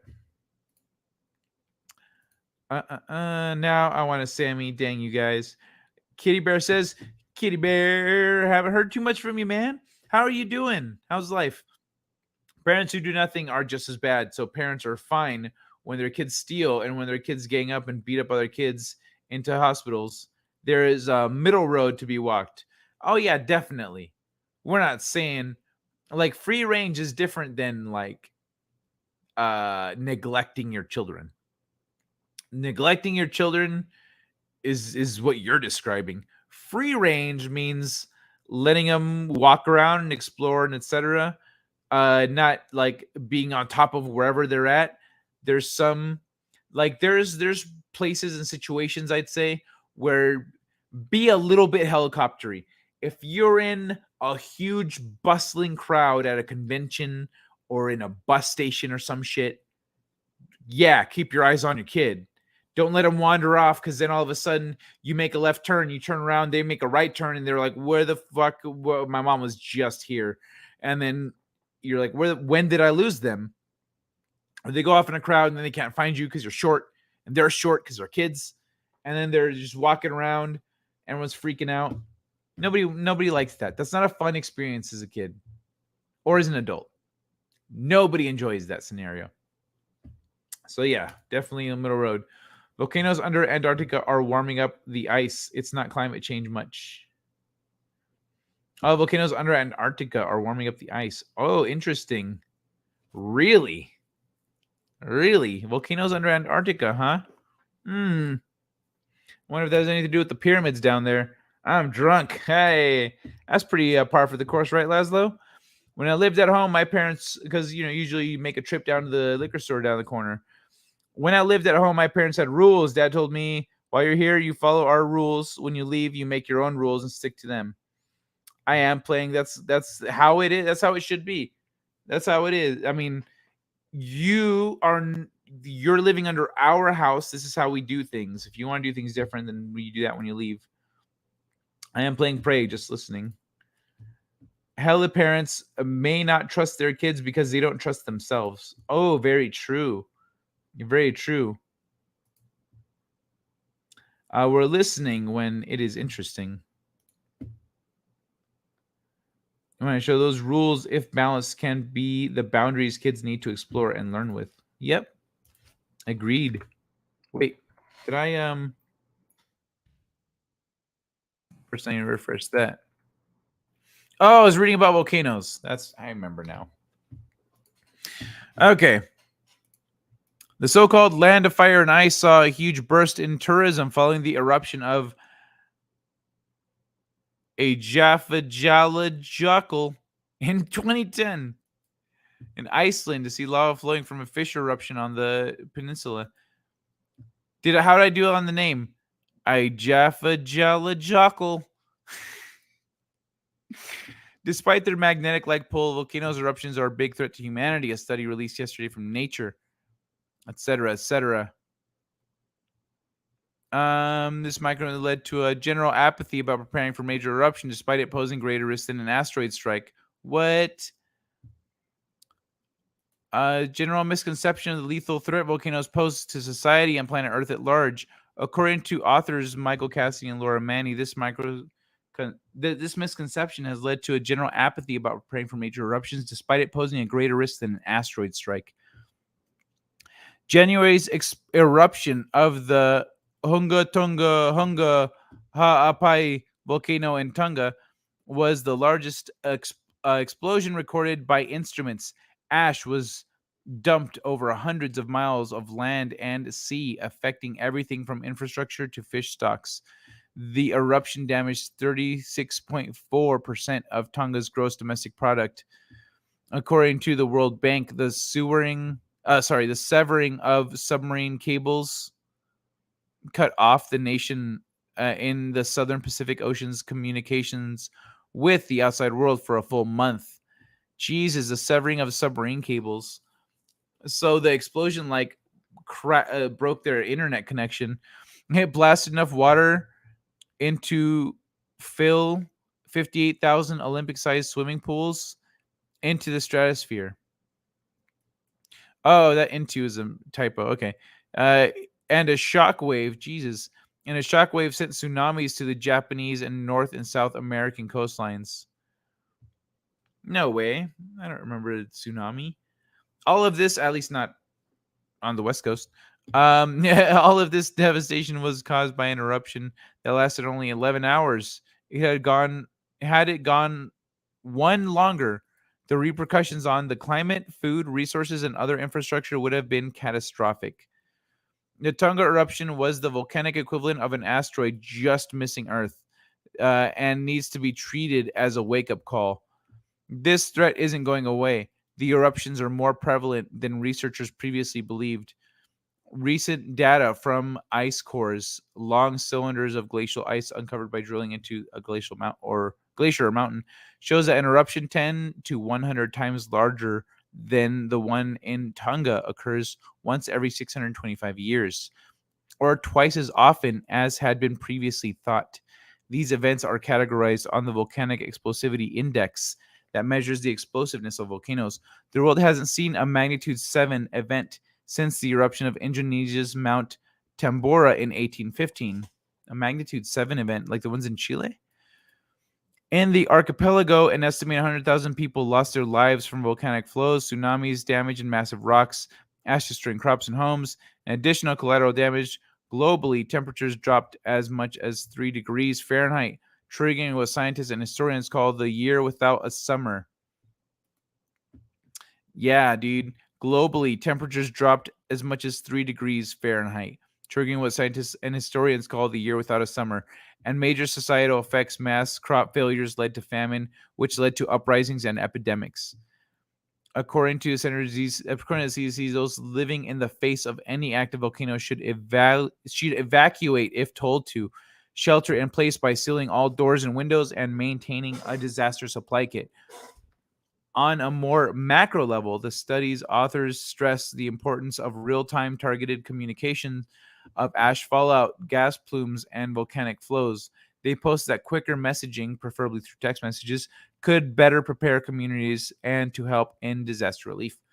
The authors cite volcano-ready communities projects in St. Vincent and the Grenadines as a recent success story. The project evacuated 2,200 people ahead of an eruption in April 2021.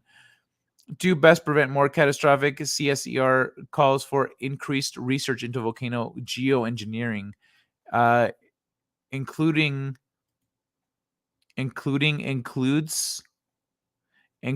the studying of countering aerosols released by a massive eruption. These tiny particles can block the sun, lead to volcanic winter. Directly affecting volcanic behavior may seem inconceivable, but so did the deflection of asteroids until the foundation of NASA Planetary Defense Coordination Office in 2016.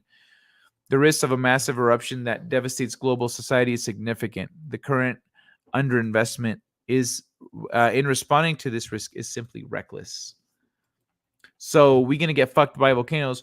Remember I said that there was going to be at some point, a big earthquake in the upper Northwest that's going to trigger a bunch of volcanoes. It's going to be fucked. It's going to be fucked up, boy. I'm standing by that shit.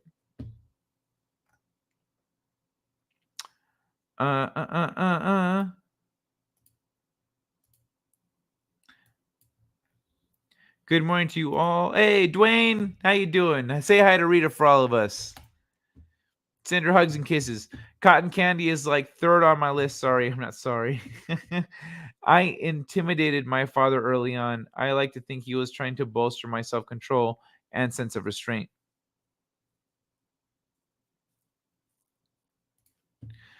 Okay, night for reals. Good night, stunt brat. Remember, I almost beat my dad in chess when I was 10. And he even did the he did that shit when he finally beat me. I was like, oh, I thought I had him. Lost kid in toy section once. Was going all over to find him. Will Taryn's dad please come to the service counter? He told the girl I was lost. He was 4. He told the girl I was lost. My dad's that's fucking cute. That's funny. Excuse me, my dad is lost. Can you please call him for me? That's fucking great, dude. You sound like Anakin Skywalker talking to aliens on Tatooine. What? Me? How? Oh, did I see the line? Are you an angel? The skit degrades into something worth a watch, becoming a running skit in the show. Best to watch the British version. Fayette la Fiuca. Fayette la Fiuca. Okay. So I guess that's how you pronounce that. Good night. Let me see. Hookah haken hika faka loka. One volcano dust cloud can cool the planet. Imagine a bunch going off. Yep. Yeah, what like a bunch of volcanoes going off can throw the planet into an ice age. Boom. Is that because we're talking about volcanoes? Sip that shit. Hail to all you in chat. Oh shit, they went to geoengineer volcanoes. What could go wrong? I know, right? 2030 is the year. What happens in 2030? Excuse me, Aiken. I thought 2040 was the year that shit was going to go sideways. When you were pronouncing the Icelandic word. Oh, I know what you're talking about. Yeah. Pretty close. Well done. Oh, cool. All right. Not bad. Smith always is. Oh yeah. Sweet. I got pretty close. I got pretty close with the word. What the fuck is it? This thing. I'm not saying that again. We're moving on. Okay. This is some creepy fucking technology. All right. I mean, what is wrong with whoever came up with this idea? A snake lover built robot legs for a snake, and it's insane. Yeah, the snake lover is fucking insane. What the fuck is this? Fuck you. You gave them fingers? Okay, so first they lost their front legs, then their hind legs. Now all they can do is slither. It's been around 100 million years since a trio of genetic tweaks deprived snakes of their ability to walk. And snake lover and YouTube's fixer, Alan Pan, won't have it any longer. When any other animal has deformed legs, humanity comes together to spit in God's face, and we build that animal awesome new cyborg legs. Pan reclaims a recent YouTube video called Giving Snakes Their Legs Back, but nobody loves snakes enough to build them robot legs. Nobody except for me. Okay, I hate your voice, and I'm skipping as much as I can. Wait, what? A is all fucked up. So the genes that are supposed to grow 2 legs grow 2 penises instead. Oh. They can't walk on those. When any has deformed. Okay. Wait, what?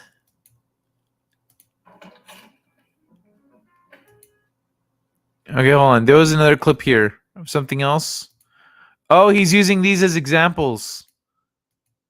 Okay.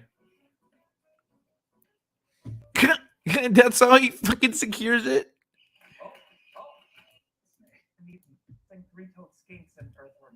Okay, what? Ready to print the great resource from skills. There's no how learning these courses you can take for free. I think what I actually need is to just have it. Okay. Shut up. I'm done. Done hearing you talk. Snake's not digging it.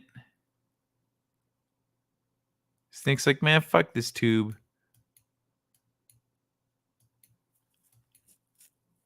Okay. Here we go. We just start the walk. Look at that. Okay, so they I finally got cannot it in. believe this is working. Oh my god. You did it, man. This snake What? is like totally comfortable. Hey. Hey, you like having these legs? You like What having the your legs fuck? back? I finally had proof that I really do love snakes. She's going with it. Dude, the snake is like not That is moving in that little tube. crazy. The snakes want their legs back. Oh, bonk. Wait, no, fuck off. So what do you think? Do you think this snake enjoys having And now legs? it's exiting. No, I Now it's think it sure does. It was totally riding those legs. It like was actually comfortable with the legs. It was even looking so.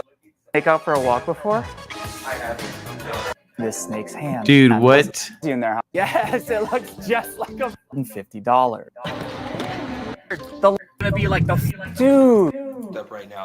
Okay, that whatever. So begins a very strange, surprisingly inexpensive venture. It takes Pan from pet shop.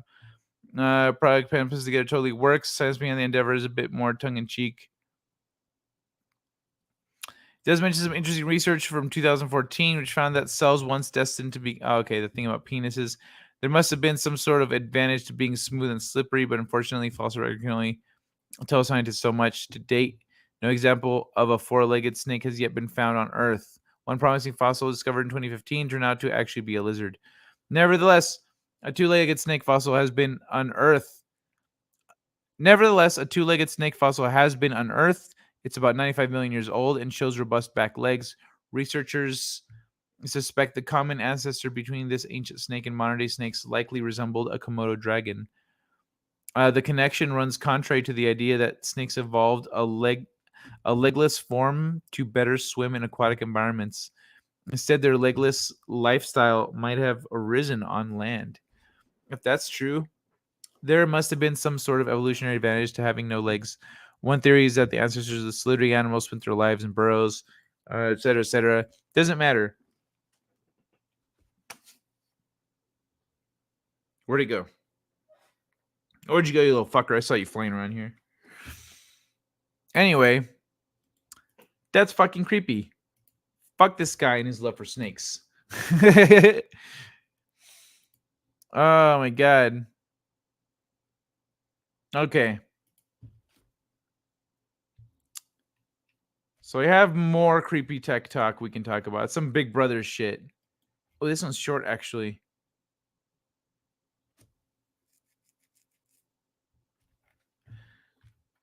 Anyway, let's talk about snakes first, and then we can talk about the other thing if you guys want.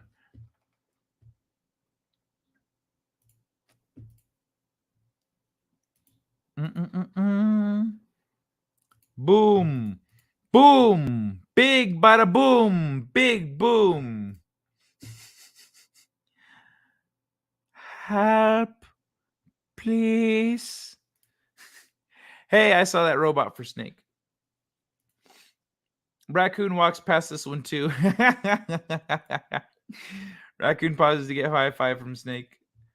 These snake wieners. What the shit? Snake, look at me. I'm a goanna. I'm a goanna. Dude needs a girlfriend. Yeah, bro. If you're making robot legs for snakes, yeah, I agree.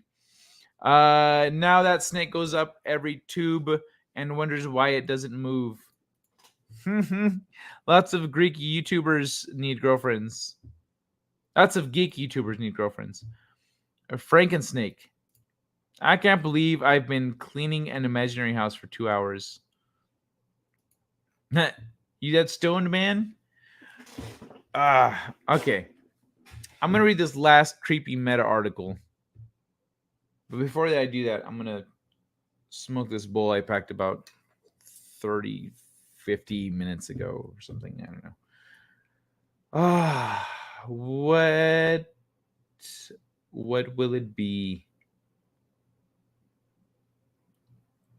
I'm gonna keep you guys company. Oh, I know. Oh, wait. That's right. I have new stuff. I have new things that I didn't. Let me move these up. Move these up. All right. Let's do this one. You ready? Yeah. He's about to start it. Oh! There it is! There it is! There it is! There it is! He's going and going. Energize the bunny! That's what I'm talking about. Keep it going! Keep it going! Keep it going! You got it! You got it! You got it! Oh, sh**! Oh, sh**!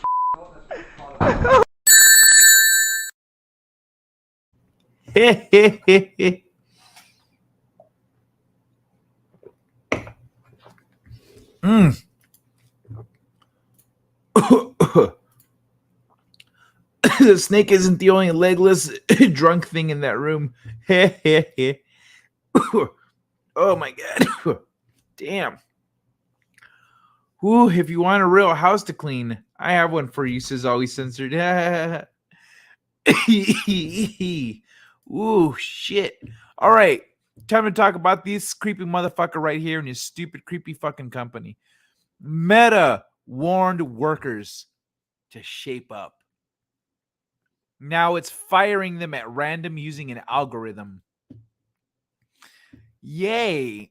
Excuse me. Meta Platforms, formerly known as Facebook, in June told its employees that it planned to not only reduce its hiring target, but it was going to turn up the heat on employees via stricter performance management with the intention of weeding out underperforming employees. Underperforming employees. If turning up the heat wasn't enough, the Mark Zuckerberg-led company fired 60 employees at random using an algorithm. It's not really at random. It's using an algorithm. See, this and that are not the same. What happened? The contractors work with Facebook through Accenture, which provides contracted employees to Facebook for various hourly tasks. When an employee asked how the layoffs were chosen, the Accenture representative said an algorithm helped to choose people at random, according to the report. Insider said that Accenture did not immediately give the staff substitute positions, but instead instructed them to reapply for any positions that become available over the following 2 weeks.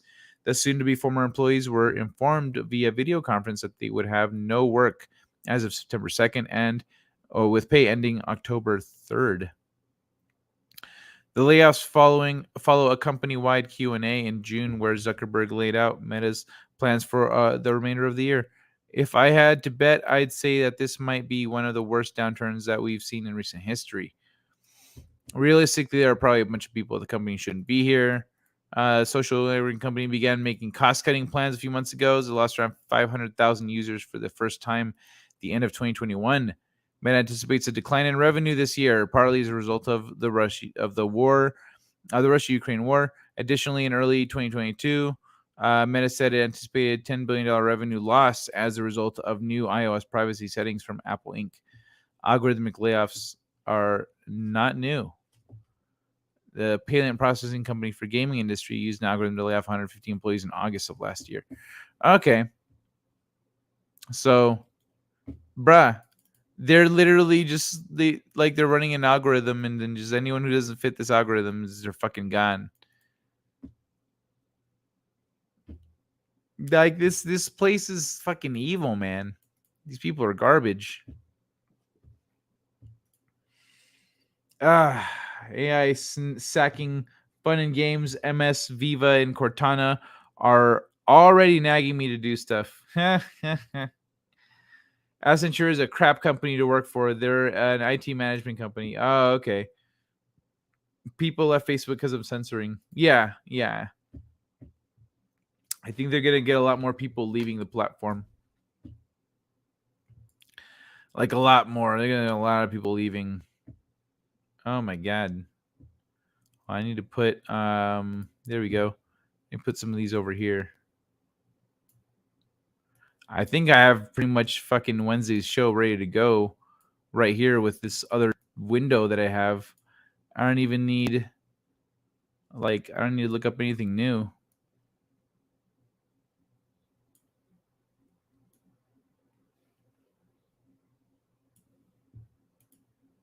Yeah. There we go. That's Wednesday's show right there. Sweet. Well, and yeah. Shit, I guess there wasn't no need to go digging through Instagram if I didn't really get to any of that tonight. It's already late. Where'd this grandpa guy go? All right, but I will be going through some of this, I don't know, Wednesday or Friday. We'll have fun with it. There's some pretty funny shit. There's some pretty cool shit in here.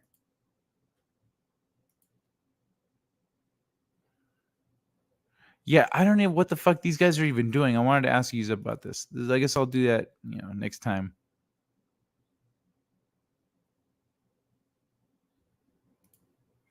But that's all I've got for you guys tonight. What are you guys thinking about? How do you guys feel about some of these things? How do you feel about Meta being all big brothery and very blatant? Everyone's being very blatant about it. They're not the only ones being big brothery, but they're being very blatant about it. Now it's affecting people's employment and shit.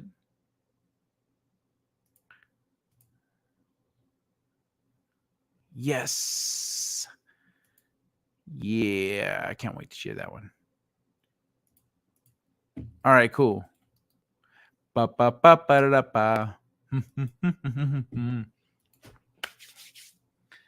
Yo, I'm stoked for One Piece to get back on track. I want to get back to the fight with Kaido. People left. Yeah, people are going to be leaving more. It's 4:30. It's 2:30 for me. Peace, lovely people. Have a good night. Awesome one. Thursday and Saturday for us Aussies. Well, yeah, it's Tuesday. Oh, well, yeah. Okay, fine. Whatever. Thursday and Saturday then. The show that's 2 days. It's tomorrow, actually. Accountable AI. Thanks, Guy. Good show. You need to be where there is still free speech. Where there's still free speech. Honestly, I don't see YouTube being around for too much longer.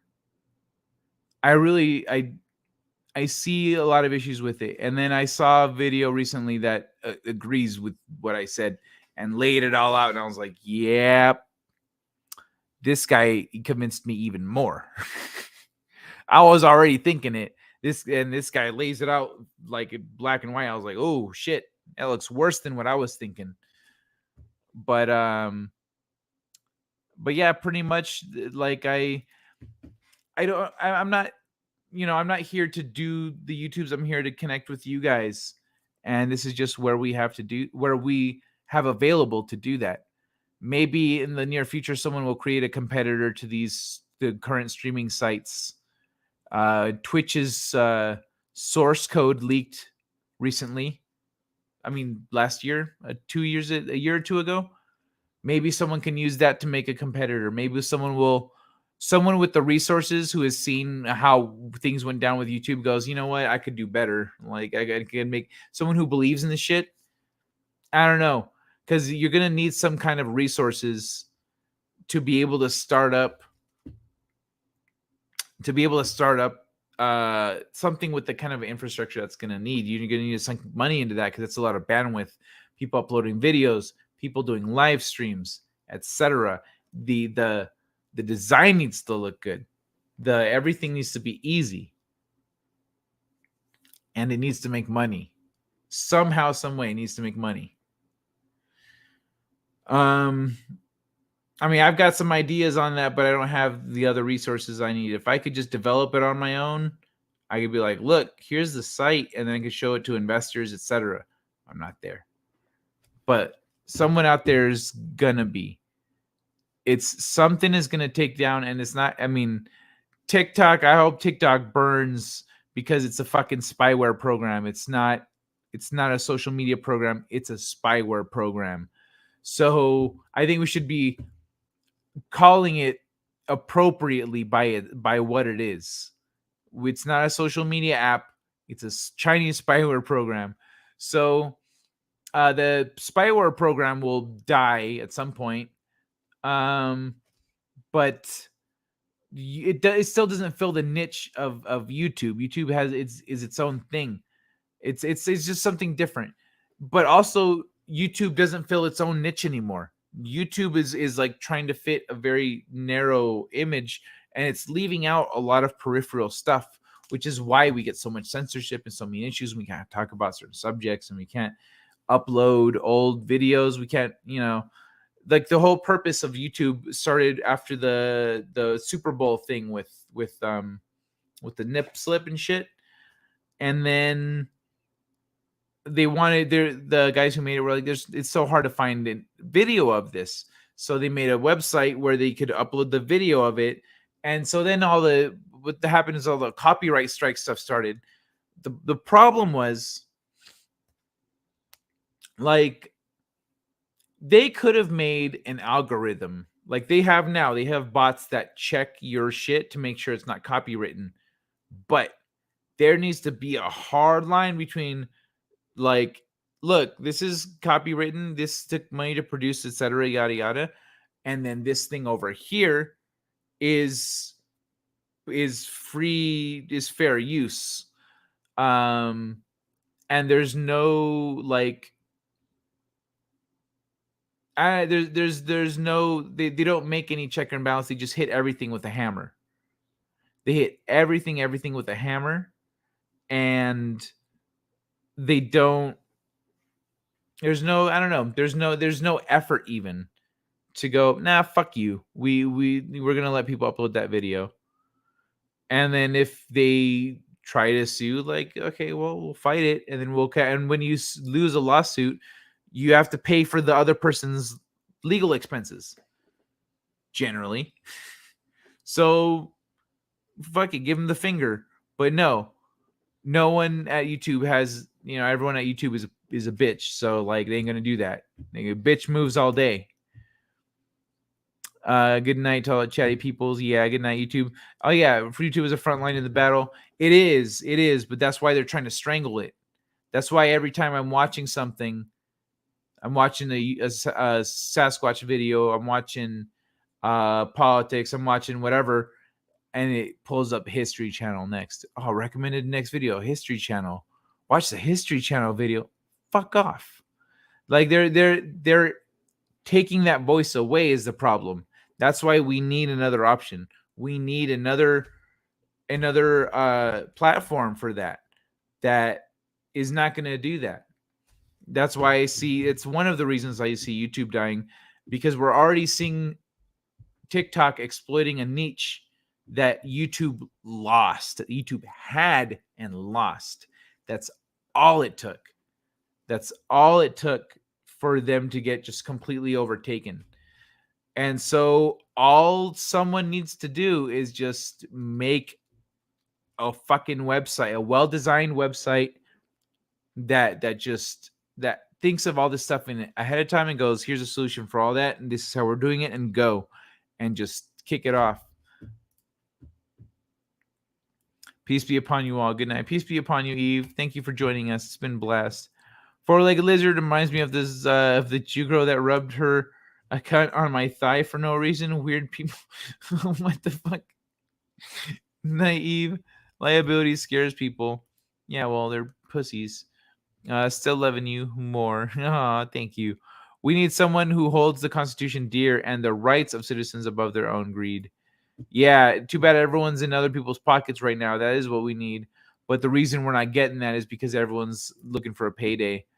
Serious question. How much more money do people like Biden and Pelosi need? They are bleeding this country dry for houses. Stuff. They create nothing. They only destroy. Once the tech to spy on our leaders gets out to the public, game over for them. Ooh, true, good point. Americans have been conditioned to want stuff. Conditioned, yeah. A character is who you are when no one is watching. We get called consumers when we are really producers. Yeah. Yeah, we make a lot of shit. YouTube never tells you what you did wrong. Major no one problem. Yeah, right? They just tell you you broke this rule. Okay, where and how? You just did. They did that to Drew, actually. He got a strike, I think. Or no, he got a community strike. So go out there and show Drew some love at the Supreme Heretic. That's why they fear us. We are the last people that are still producing. The elites are the real consumers. Well, I mean, India's producing now too. India and Bollywood, they're killing it. But yeah, I'm gonna call it a night now, y'all. I'm gonna wrap it up. I'm gonna drop this on you real quick before I go, though. What the fuck? Are you fucking serious? What? You fucking cockfucker! What the fuck you think you're doing? Sneezing. Fucking filthy, dirty, fucking cockfucker! Hey, somebody come get her, she dancing like a stripper. Somebody come get her, she Oh, cool. I didn't have to worry about it because it wasn't on the stream. Yay. All right, y'all. I'm getting out of here. Nighty night. Peace out, cockfucker. Good night, cockfuckers. Good night, Aiken. It hasn't popped up for me yet, but I see it in the chat here. There we go. All right. Peace out, everybody. I'll see y'all tomorrow, technically, but I'll see you for Wednesday's show. At least it's Wednesday here in America. All right. I started at 11, so on the very far left side of America, it'll be 11. It'll be Wednesday. So, all right. Peace out, everyone. Have a great night. Here's a little bit of hope. You know what? I'm thinking of changing up my outro video. I'm going to change it up with something else. I haven't figured out what yet. I'll get it though. I'll come up with stuff. What do you guys think about that? Until then, it's what I got. So, good night. Second star to the right. And straight on till morning. Set a course. For home. I'm reading an ion storm on that trajectory, sir. Should I go around it? We can't be afraid of the wind, Ensign. Take us to Warp 4. It is the unknown that defines our existence. We are constantly searching, not just for answers to our questions, but for new questions. We are explorers. We explore our lives, day by day. And we explore the galaxy, trying to expand the boundaries of our knowledge. And that is why I am here. Not to conquer you with weapons or with ideas, but to coexist and learn. Let's see what's out there. Engage.